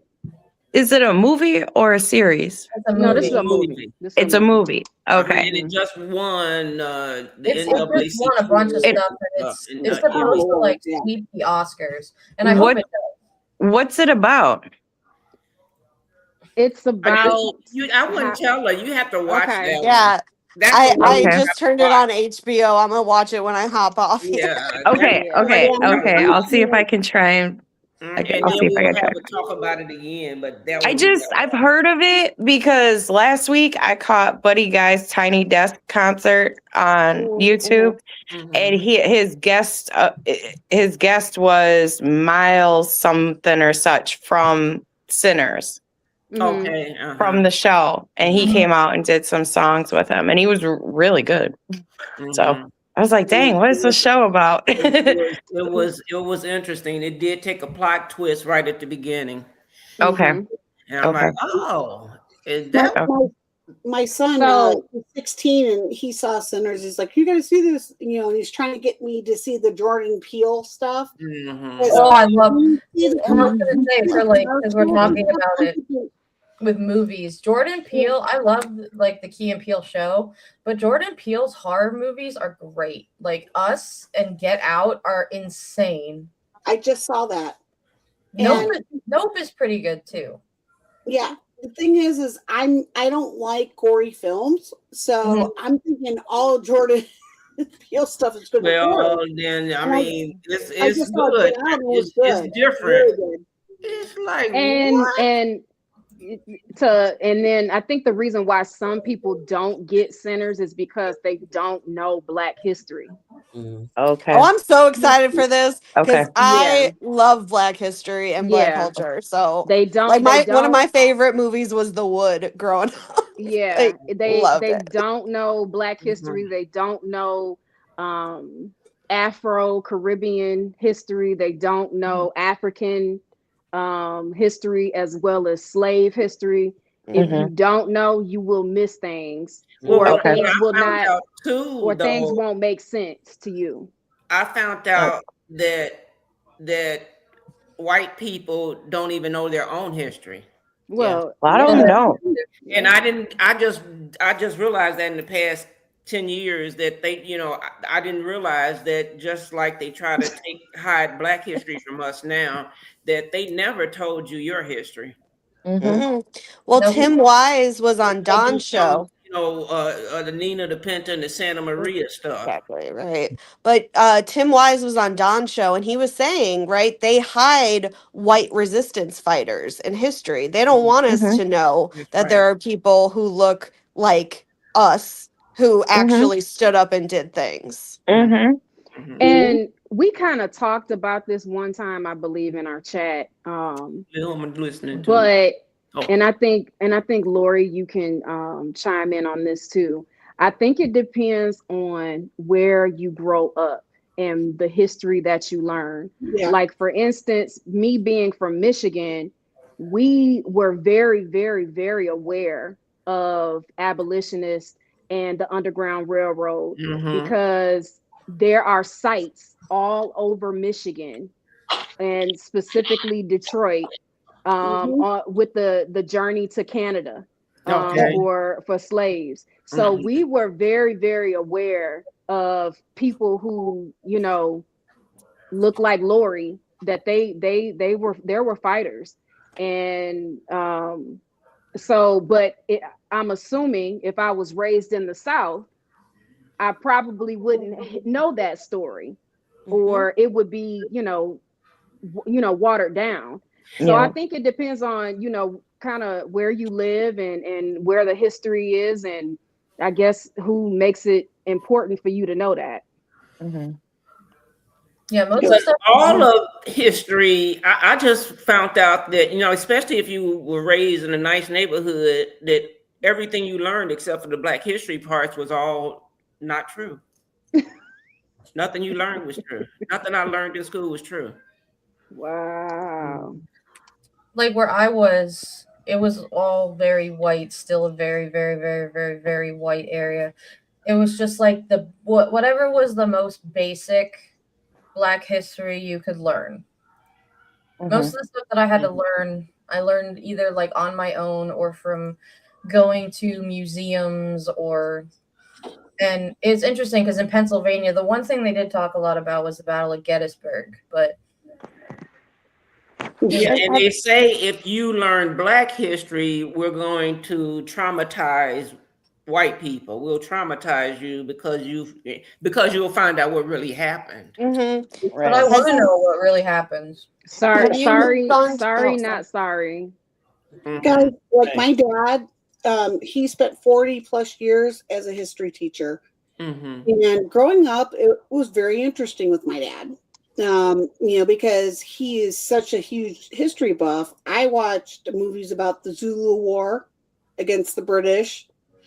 I learned the real truth about the Civil War, especially from, not only like I knew about what happened with Black soldiers in the Civil War before Glory came out. And one thing that my dad did, when he was still teaching was he had classes like Civil War. He had classes, that were very, structured to talk about all history.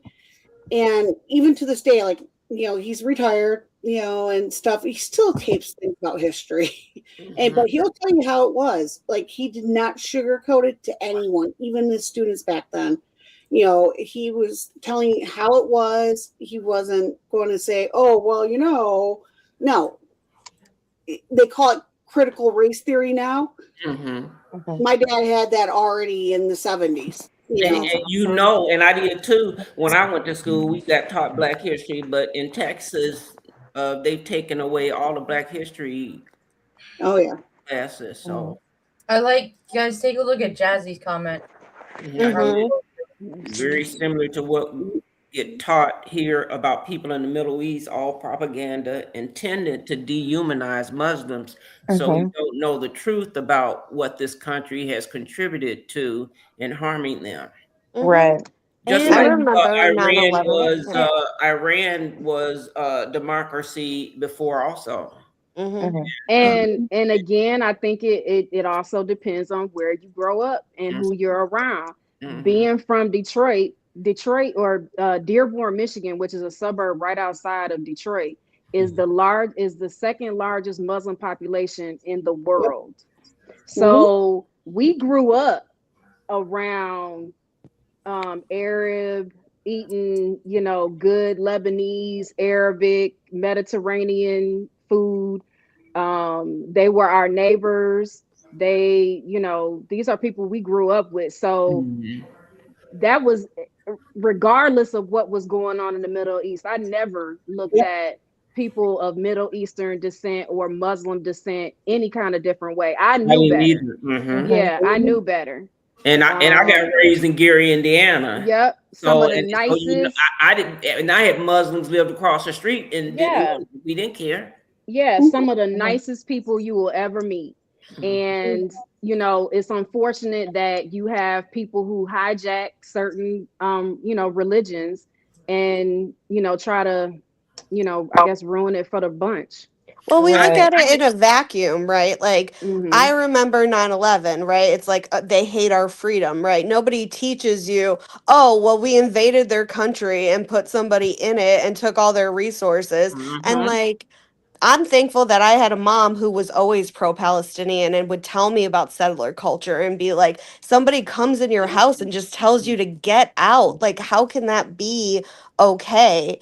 And the thing is that with this whole Hamas thing too, I'm starting to realize that they have taken something which is very real and expanded the definition of it. So any resistance to the dominant oppressing power can be labeled terrorism. That's why they're calling us domestic terrorists for ICE, right? It's like sometimes terrorism just means you're opposing the person who's oppressing you. Well, and I think that's a lot of it right there, especially here in America. And you notice how they use the word radical. They were just on the news yesterday and the day before last talking about radical Muslims. They want to make everybody who has a problem with what they're doing radical, bad, terrorist, whatever verb you want to throw in there, you know? So, I mean, we've been getting called that for 10 years now over here, you know? White men is the largest population of people that terrorize countries and people and everything. Yeah, including in history, in the history of the world. I mean, how many people that look and think like us have taken a high-powered weapon and went and shot up a Republican, senator, representative, anybody? Yeah, I'll wait. There's nobody here that's done that thinks like us, that is on our level. It's always been from the right.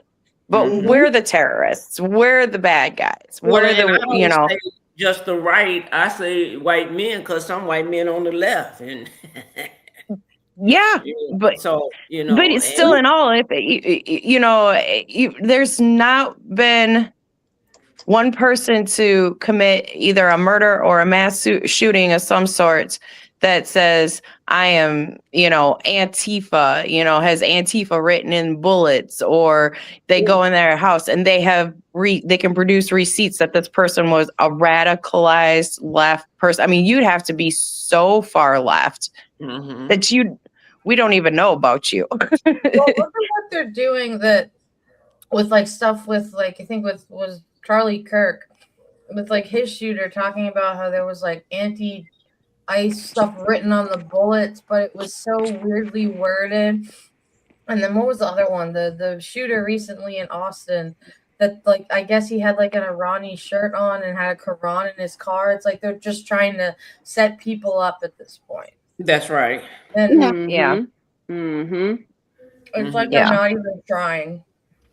No. Trump is and I'm sorry. People are stupid that if you repeat something enough times that they'll believe it. And he's showing people that are not knowledgeable and they live out in the country, the boondocks or whatever y'all want to call it, they believe everything he's saying.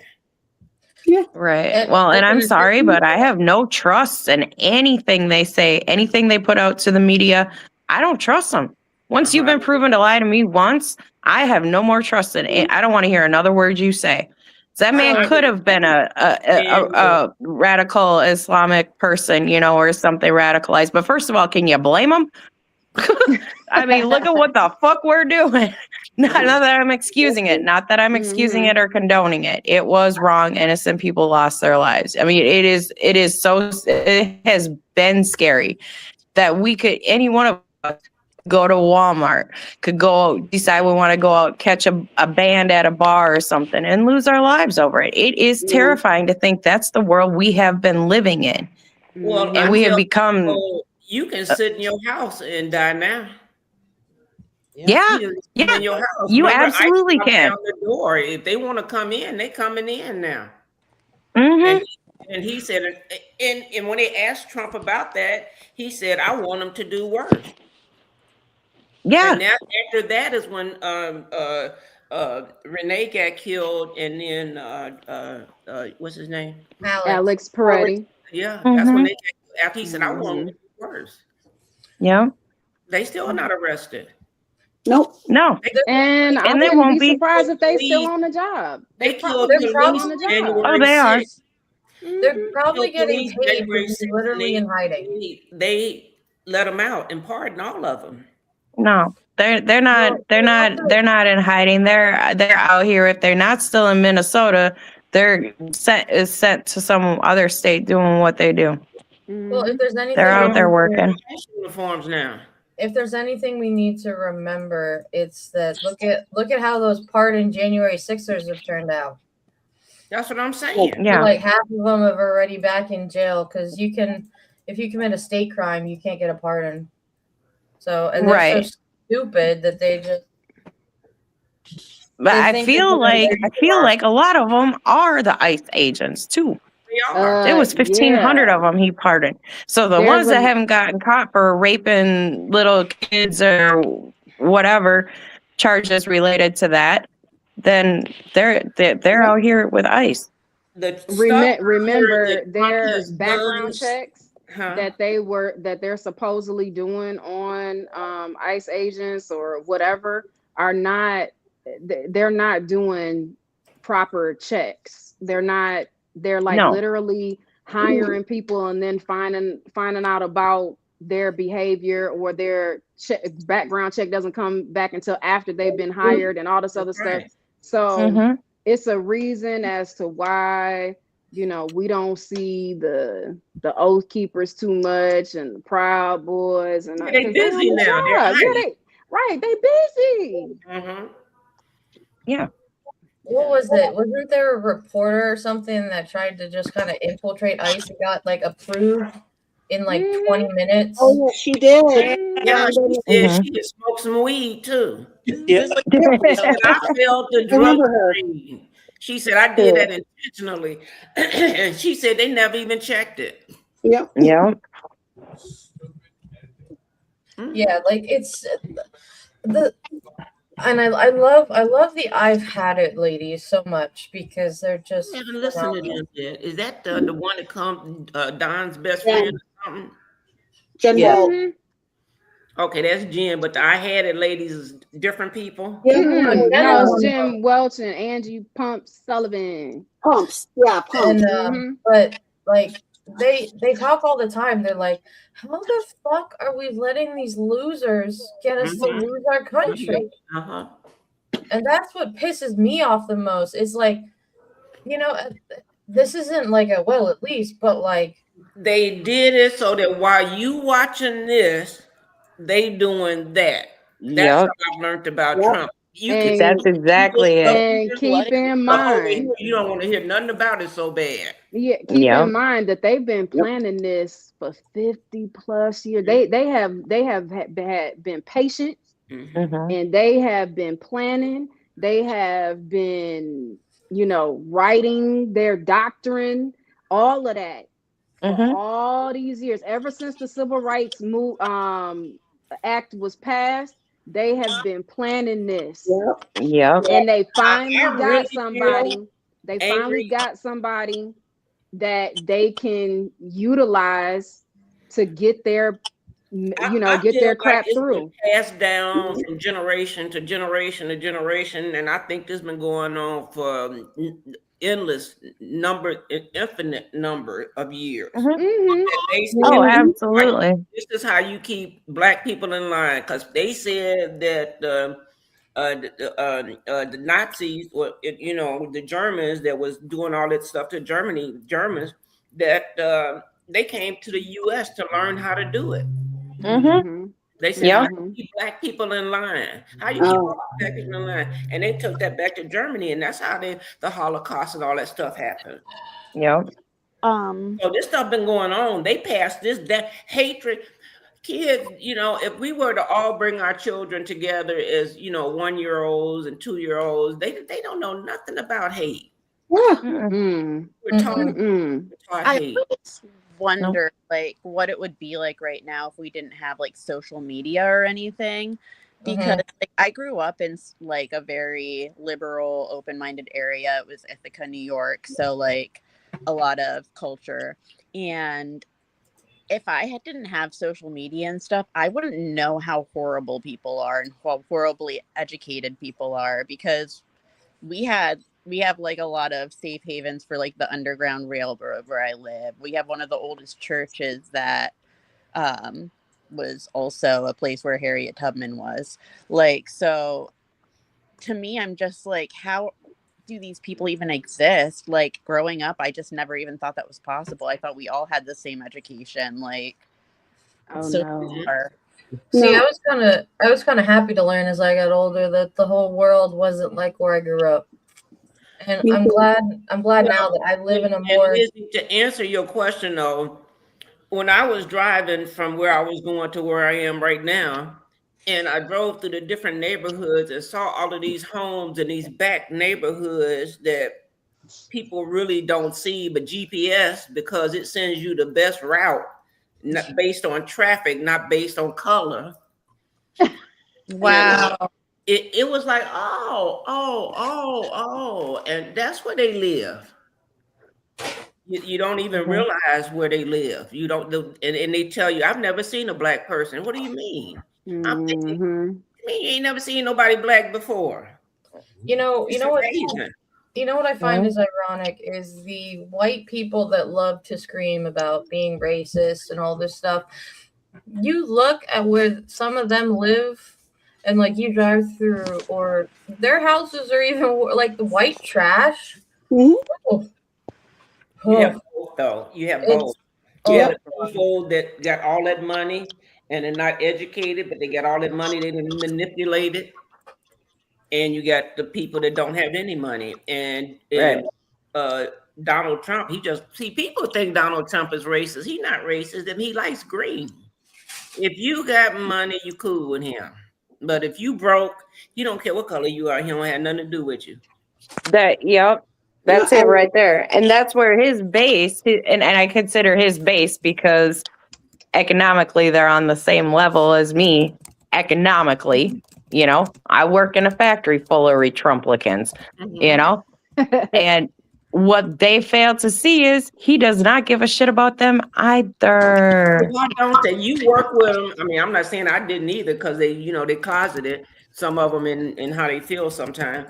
But how do they not know they don't, he just took their food stamps. He just closed their hospitals. He just did so many evil things. Yeah. Because they're racist. Because I tell you, when I started training, when I first got hired to that place, I had to train on the first shift. So, I mean, and it was like, I'm looking around. I'm like, oh my Lord, I am working with all of these racists. Oh, sweet Jesus. And then people started, one of my good friends, ended up being my good friend. He started a few weeks after me. So we was on training together, so we talked a little bit, but he was in my department, but in a different area. So we talked, before break time and this, that, and the other. And I was like, all these people are racist. He's like, I know. And I mean, and I hated that for him, because like he was a cool dude, we talked basketball, whatever, stuff like that. But it was like, I mean, I have become so aware because I've been working on this living with this for decades, that I had to go back and see even the subtlest thing that would go over somebody else's head, and they'd be like, oh, they're not racist. No, yes, they are. They are racist. You got to learn how to listen. I'm sorry, what? What nationality was he? He was black. Mm-hmm. That's what I thought you were trying to tell. Yeah. No, he was black. And how did they treat him? The lead guy for that shift was terrible. But he didn't like me either. But I made it known, sir, I know who you are. I know what you stand on, and I don't like you, So like eventually that guy, he moved out of the department or whatever. And then people moved around as training happened and stuff like that. But we do have some really cool people that do work in our company. So it's not like, it's me and every person of color that works there against everybody else. We do have some really cool people that work there that will stick up for people and call out bullshit too. So Marley got kicked off, so she wanted me to tell y'all bye. So guys, Bye, as we were talking, a new Epstein file just dropped. Yeah. And it's some of the following. Her first interaction with Donald Trump when she was approximately 13 to 15 years old. Trump struck her after she bit him on the penis, pulled her hair, and punched her on the side of her head. Wow. And he said to her, "Let me teach you how little girls are supposed to be. Trump unzipped his pants and put her head down to his penis, and she bit the shit out of it. And then he said, "Get this little bitch the hell out of here." Mm-hmm. The writing is too small, huh?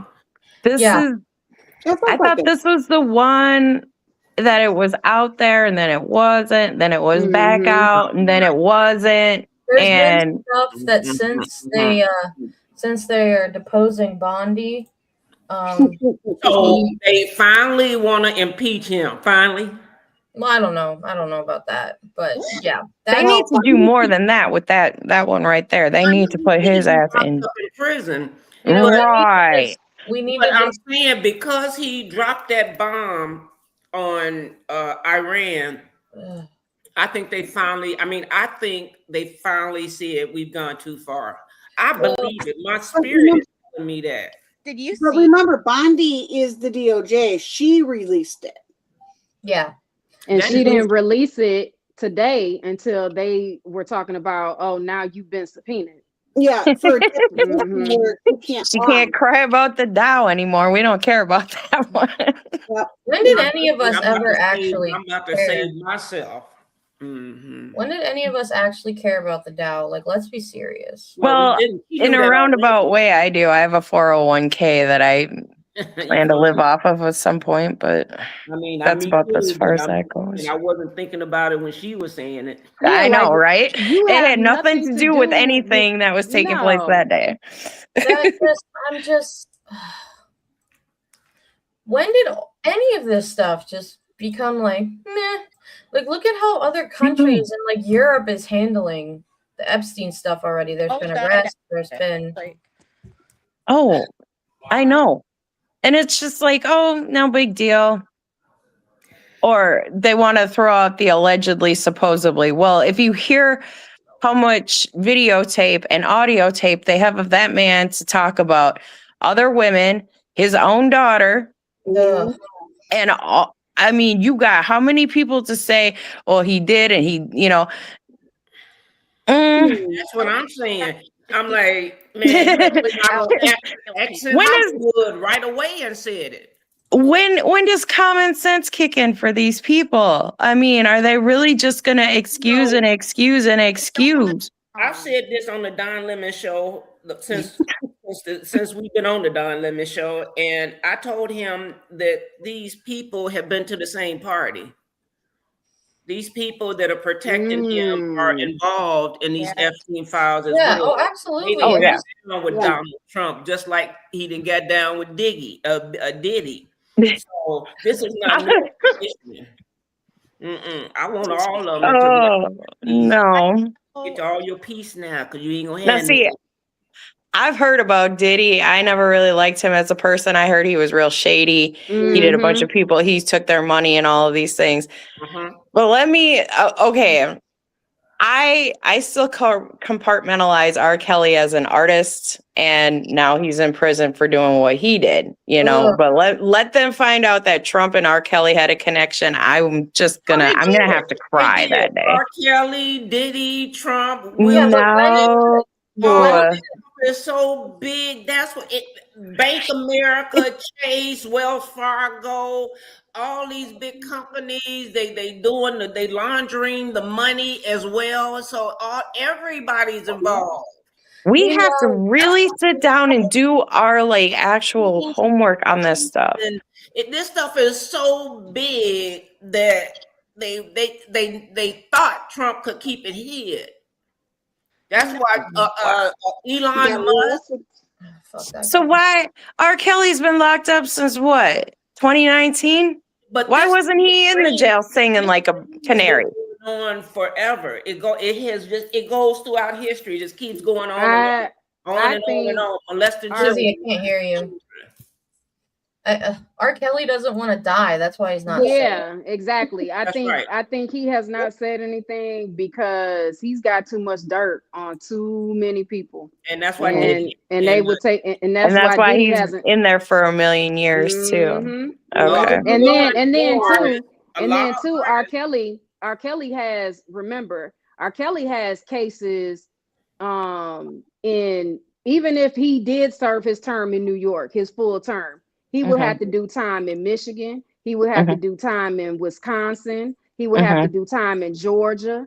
After that, so he even if he got out and this man is going to be in prison for the rest of his life. Yeah. Period. Yeah. I think they found a charge for him up here in Minneapolis, but by the time I think so too. By the time they dug it up, they were like, forget it. He's already doing too much time everywhere else. Just forget it. Got a rash on his hand because he a pedophile, and he got the rash on his neck now. He got the mark of the beast. You know, that is the mark of the beast. And Melania too. And I said, and if you gonna depose Hillary Clinton, you need to depose Melania. Yes. Trump through Epstein. Epstein was dead because Epstein was gonna talk. Didn't Epstein get Melania from whatever country she was in? And brought her over here for? Didn't she? And then he allegedly Putin so much, but Putin showing the naked pictures of his wife. I mean, that's not my best friend. You know what blew my mind that I just learned is that Pam Bondi was the Florida Attorney General. Yes. Yeah. Pam Bondi was also one of the girls at Epstein Island. See, that's why I said when she was in front of that that hearing, those people that day, you could tell she was not only defending Trump, but she was defending herself because she knows that first of all, she's guilty as hell. She can go to jail for being an accomplice. And that's what they're saying. When does the person that was, molested become the person that finds people for them? That's what the question is now. So right. And so I just spoke out so much about him. Stuff didn't happen to me. I said, wait, why is these trucks down here in these orange shirts? So I'm I'm gonna coincidental. Speak to one of Jazzy's comments. That R. Kelly song where he was in Africa singing, do you have your shots, girl? Do you have your passport kills me? To add on to what Jazzy said, if you listen to R. Kelly's music and you take whatever feelings you have out and you just listen to the lyrics, he was telling on himself the whole entire time. He was not singing to women. He was singing to little girls. Well, everybody in Chicago knew that he was absolutely going by his high school, going down to the Rock and Roll McDonald's in downtown Chicago. It was not a secret. And when he was able to get away with it that first time, when he was able to get away with that that young lady that was on the video, and when he was able to get away with Aaliyah, they I think that's why this time around in 2019 they threw the book at him. We got to get that ass. And then the second thing I wanted to bring up was have you all heard of the Bohemian Grove in California? I believe that's what it's called, and I'll pull up something I'll put in the chat. But basically, it was they like a whole bunch of politicians, elites, all white people, and just and I think what's his name, Clarence Thomas, the token. Okay. But they've been doing this for like since the early 1900s or whatever, but they've been meeting at this Bohemian Grove in California. And you said what? Yeah, the real billionaire boys. My brother was chiming in. Look up Bohemian Grove. It's very like secretive. They only allow certain people to work there. People are wearing masks, and it's like it sounds like some Eyes Wide Shut shit. So like a mixture of the Masons and Eyes Wide Shut. Yeah, it's this is a thing. I don't know if they meet yearly or every couple of years, but yeah, this is a thing that happens in California. I don't know what part of California, but it's yeah. Yeah. And I've seen a documentary on it, and I don't know if you guys follow the YouTube channel The Perfect Union. I think it's their emblem is they do some really good reporting. They did a report a couple of days ago about this and brought it back to the forefront. But like actually Alex Jones, y'all remember when Alex Jones was just like about conspiracy theories? So this is before who he is now.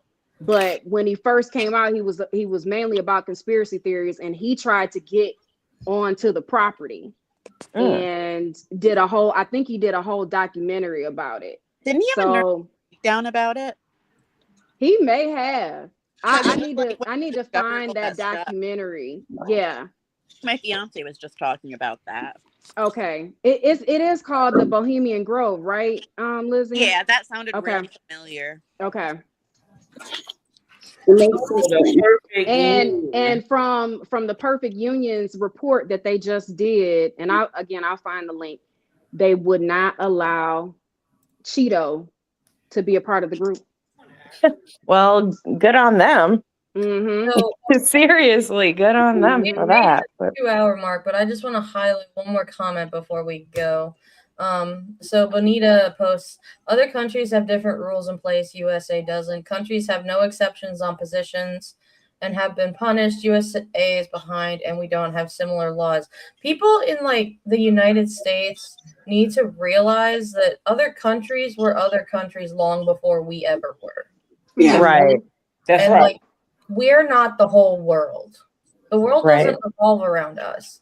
And I'm just tired. I'm so tired of the selfishness of everybody in this country thinking like the only way to do things right is like, oh, the American way. And I would never want to live in Europe with all those socialists.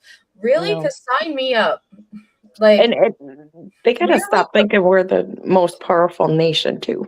I love it when people are like, you know, Is it more perfect union angry? Is it more perfect union?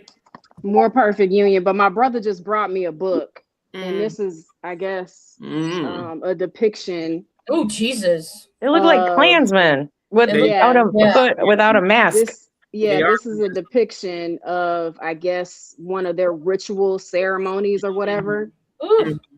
Yeah. So what's the name? That's the Bohemian Grove. Yeah, pull up.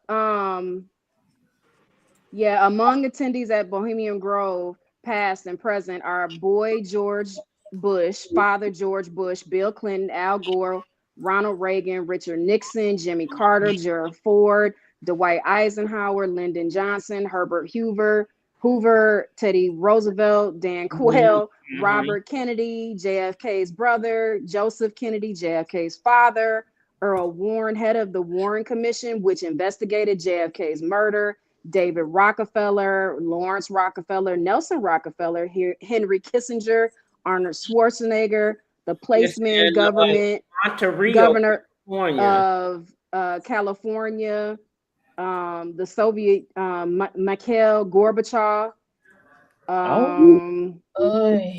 Yeah, George Shultz. That was my point. It is so vast. Yeah. That they've been trying to hide. They wanted to hide this to I don't know what the old saying is, to someone comes home. But it's not gonna come home because they still trying to hide it, and it's gonna come out. Wow. I always said anything done in the dark go always come to light. Yeah. But yeah. So thank you guys for hanging out with me tonight. This was kind of went a lot of different ways, but it's all good. So we enjoyed it. It was therapy for us. Sorry if you had an agenda, Katie. We just kind of took over your show. We did. I don't care. What happened and when can we do this again? He's gonna be like, Katie, I can't go nowhere ever again. You just let them do whatever. No, I Okay, enjoyed so it. I did. No, I think we all need this kind of time too. Just letting it out and just letting it out. And I know it's great being on Dawn's show, but I feel like we're so limited. mhm, So mhm. having stuff like Here, this, I don't have to cut people off and say, wait, I'm talking. No, I'm just It's we nice. don't got to put our hands up. apologizing formally now. Yeah. It's nice to talk to like-minded people. Like sometimes you're just surrounded by everyday people who you're like, oh, you're really neutral. You don't care about politics. Like, so it's really good to like talk to people who actually are paying Well, attention. at this point too, like how can you Same. not? Like saying you don't care about politics, that just means you're lazy and ignorant at this point. Right. And You're that's exactly why I uninformed, yeah. them. Yeah, and people who I say think that, it's- I don't care about politics, or, like I'm not political or whatever. Every ounce of your life is touched by the federal government. Mm-hmm. Whether you want to accept that or not, and everything that you do or are allowed to do has something to do with laws and politics. Mm-hmm. So you can, I guess, live on the sideline or stick your head in the sand all day if you want to, but you need to get your head in the game because this affects you whether you want to deal with it or not. Yep. It's annoying. Yep. And remaining complicit is not an don't option either. anymore. Yep. Yeah, these are Because all your rights are gonna go away just like ours are. Mhm. Yep. And I what felt Bonita said, they called. are the first I ones felt to called. I don't complain. know about Mhm. anybody. I felt called that I had to do more than what I was doing. And Don didn't know that he's the man, the legend, the myth, the man, the myth, the legend. So, and through him, we were all brought together. Because when I used to watch his show, he used to start crying. I said, "This man crying again." I remember I got really into Dawn during COVID.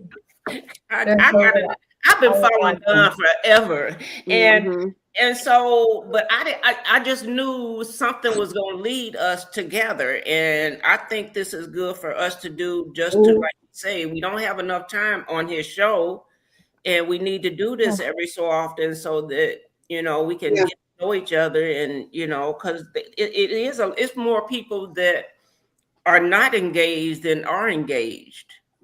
Yep. Yeah. I actually had a coworker, he's from Burma, and we started talking politics because he asked, do you know whatever happened to Don Lemon? And as a matter of fact, okay. Yeah.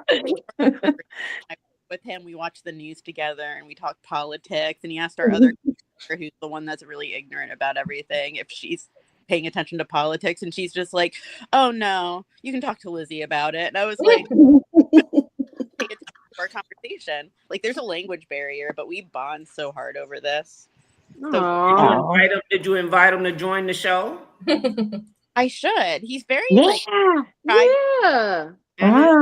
that money for Don. My Don Lemon show things out, and when I was in Dallas a couple of weeks ago, and the guy started talking to me. He was Japanese, and he started talking to me. He said, "What can we do?" That was his first question. What can we do? Aww. I know, that's how I felt. And I said, first of all, we got to come together, and it doesn't matter our color, our hair type, or we got to be willing to go out and hold hands and go in these streets. We taking back our country. Yeah. We're willing to do that collectively. Right. I tell you, I went to my neighborhood tobacco shop down about 4 or 5 blocks down the road this morning. And I don't know the nationality of the guys. I think they lived in New York for a while, but they came over here, and a lot of the tobacco shops are family owned, So just walking in there today, the energy, it's just changed. And normally they know me. I mean, that's my local shop, hey, how you doing? you know, we talked for like good 5-10 minutes, and you could just feel it walking through the threshold, the two guys sitting there today. And they waited on me, and I just said, have a good day, and I left. But I don't know if it's my Libra or I'm just that intuitive, but I'm a huge energy person. So I feel energy, you know, as I'm around somebody, and I know when it's off. And so it was kind of a, you know, sad moment for me. But have y'all talked politics? No, not with those two. There's another gentleman that we were talking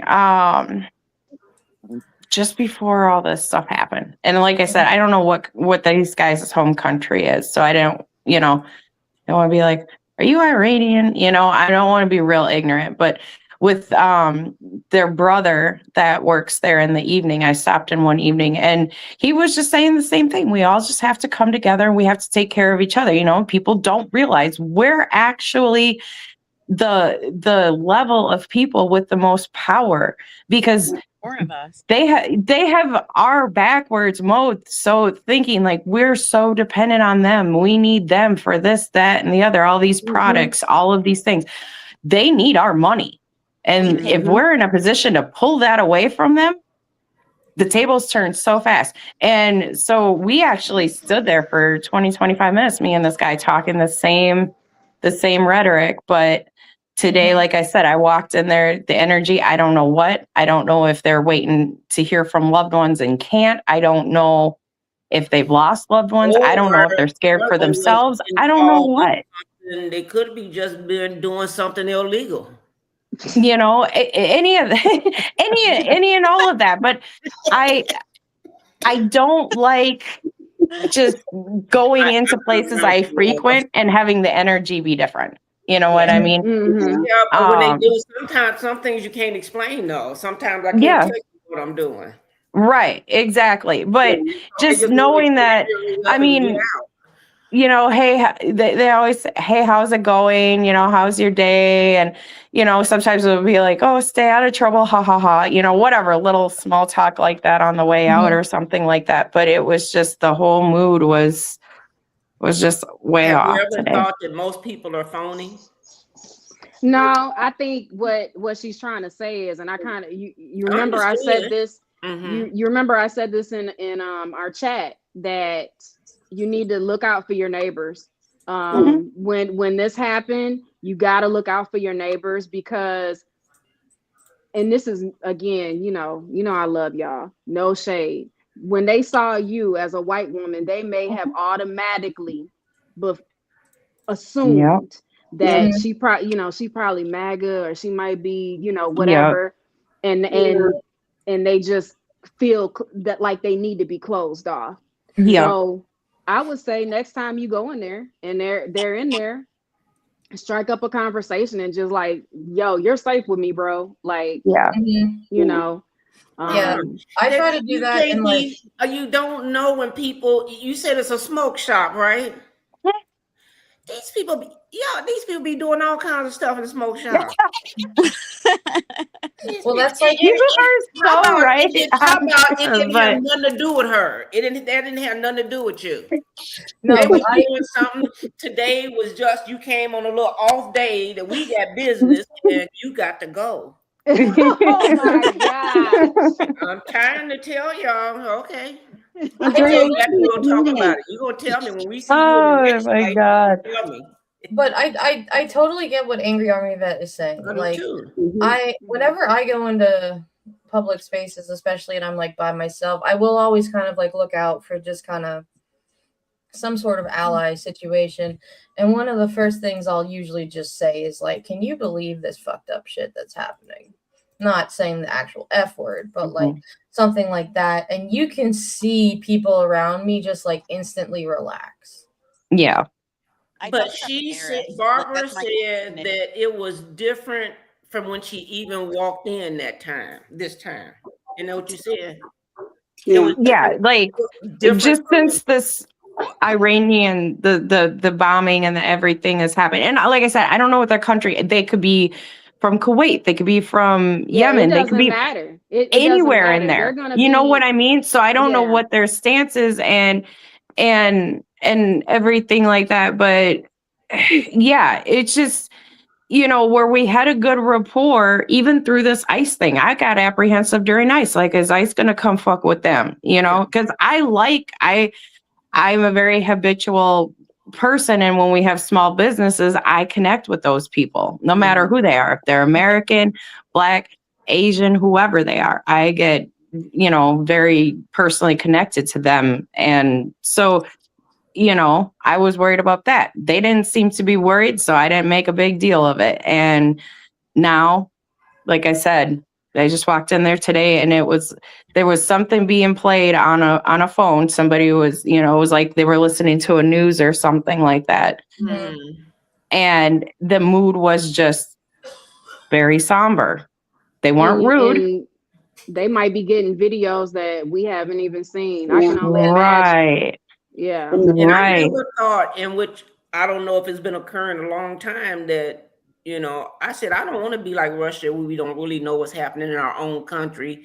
So I used to think we know everything that was going on in our own country, but now I know we don't.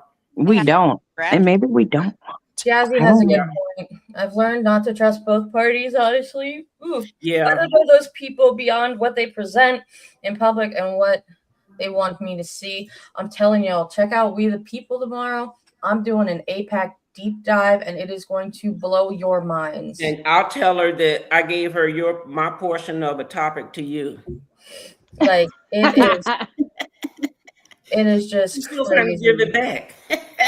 And like, well, it's just and part of why I'm doing this is to I don't want to have to like out all this, but we have to know what's going on. No, we need to know, because we're that's gonna what vote. our group is about, outing. We really outing. need to know who we're voting for and who is supposed to be here for us. We need to know that. Or get them out. Or get them out. Yeah. Yeah, like right now, like where I'm at, you know, in Boyne. Oh my God! Like we have Congress guy Jack Bergman, and right now, like UP, he represents like where I'm at, and then the Upper Peninsula of Michigan. You know, because it's kind of the same. It's the first district here, and he's getting called out left and right. He's not even talking nothing. And this guy, I heard, has a false house in the area. So he could be a congressperson, but actually lives more downstate. Oh, wow. Well, that's like, we have that in Pennsylvania. Dave McCormick is our senator, our other senator who's Republican. He's useless. Sorry, he lives in Connecticut, but he has an address in Pennsylvania. They all do it. So, Angry Army, you was telling Barbara she should do what? She should go and... if they've been, you know, this is just what I would do. I mean, but if they've been cool every other time that you've gone in there, and then just today, after all of this chaos has happened in the Middle East, I would definitely, you know, just, you know, I don't know, you'll know how to strike up conversation or whatever. What I tend to do anytime that I go out, I wear some type of protest t-shirt. And I'll drop a link, because Katie had commented on one of my t-shirts before, so I'll drop a link for them too. The store is called God Ain't Petty, But I Am. I've seen them before. I've heard of them. And then also what I try to make it a point to make eye contact with people and smile. Like you are okay with me, you are safe with me. Or if they have little kids, you know, I'll smile and you know, laugh at them or whatever, you know, just try to, you know what to do. Especially if this time, out of all the other times, it was off. Today it was like I wanted to, you know, give them a warm smile, but I didn't want to feel too ignorant just based off the energy, you know. So I kept it cordial and stuff like that, but it was just like, damn, man, like I hope they're, and that's my thing is I hope they're okay. I hope their family's okay. Something You know? that we don't, or a lot of us, I'm not saying us, but y'all know that it's also Ramadan in a lot of those countries, and that is a very sacred time. Yeah. Yep. And so that is affecting them too. And like, if y'all don't know what it is, you don't eat when the sun's out. Yeah. So that's gonna affect your brain. And a lot of them don't. I don't know a lot, but I know that like a lot of them don't even drink water either when the sun's out, and it's a whole thing. And for that to be disrupted is a very big deal. Yep. Yeah. Well, they own the shop, so okay. I mean, they would alter it. You know what I mean? I know they're religious because I have walked in there before, and he was using his prayer beads or his prayer mat or something, you know, and he apologized to me, and I'm like, no, you do your thing, you know. I just need a pack of cigarettes. I mean, no big deal. You know, but yeah, no. So I know they're observant of that, and taking that into consideration, I don't think that was the issue. I don't think it was hunger or, you know, that sort of thing. Nah, I think, you know, regardless of where they're from, you know, I think pretty much anyone who is of Muslim faith or Middle Eastern descent is touched by this. You know, this is affecting them because it's literally all over there. Yeah, that's why I said. I would, and I'll leave you with this. One thing, when I used to teach master resiliency training to soldiers, and it was a course to teach them to how to bounce back after adversity and to be resilient and things like that. One thing that I always taught them was when you ask someone how they're doing, you need to be able and prepared to receive the response. So if you're not prepared to receive the response, then don't ask. Because sometimes you never know, just simply asking someone that question sincerely, what they may say to you. Right. You know, most people just say, oh, I'm all right, da da da da. But there has been plenty of times where I have asked someone, how are you doing today? And they literally started crying. Yeah. You know, so if you ask that question, be willing to accept and receive the answer that you might get. Right. Yep. And I absolutely would, because like I said, I've been, you know, I knew the previous owners. And I wanted to say, you know, because that's just who I am. You know, it could have nothing to do with Iran, and just they was doing something that they didn't want you to know about. Yeah. I mean, at the end of the day, yeah, it could be something simple, like, you know. Yeah, you know, I mean, I know that, you know, we think, you know, but sometimes it's as simple as. But they I'm remembering after 9/11 how you know, people of Muslim faith and Middle Eastern people were treated, and how they chose. And if they lived in New York during that time in particular, they probably were treated horribly. You know, so trying to be all encompassing of that, you know, I'm very mindful of that as well, you know, and that's why. Walk in and say, how you doing? I noticed you wasn't that, we didn't talk that much last time. That's how I come right in the door. Yeah. And maybe I will, you know, this next time I jump in there and they're in there in particular. If the guy that works there in the evening, the next time I go in, being we already had a 20-minute conversation about the state of the world in particular, I already know that barrier is somewhat down, so we can talk, you know, and we can have a more open conversation. Yeah, just be like, how are you doing? I'm just checking in, you know. How is your family? You know. Yeah. Because I want it to be known that the last time, you know. You want it to be known. I'm an ally, like, you know. I'm not a cop. We've hit the 2.5 hour mark. Okay, bye. I want to go to bed. Does anybody have any last words before we head out? Army vet, DM me. I will. I will. Keep hope alive. You know, people like us are all over the place. It's not just us. That's Find right. your comforts, find things to help you de-stress, whether it's I finally met talking to Army in friends person. or Well, not in person. just. I'm happy to meet Lizzie and Barb and Lori, and I know Kate. Yeah. You know, And everybody offered the Don Lemon. and because we were the plan was to talk movies and shows and everything like that. I did proudly wear my Blade There you go. sweatshirt, comic book sweatshirt. Us black folks don't have too many superheroes, so I gotta No, we represent. don't. I could have wore my Goodfellas shirt. Oh well, we didn't even get to So- really movies. did we? That's funny. I got my Hamilton shirt. Okay. Oh, nice.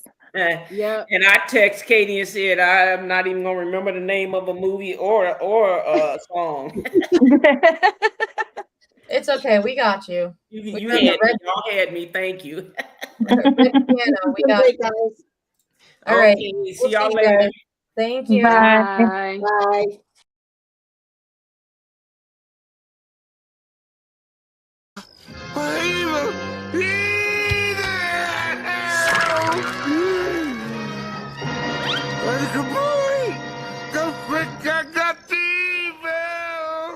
All I said was there's evil afoot.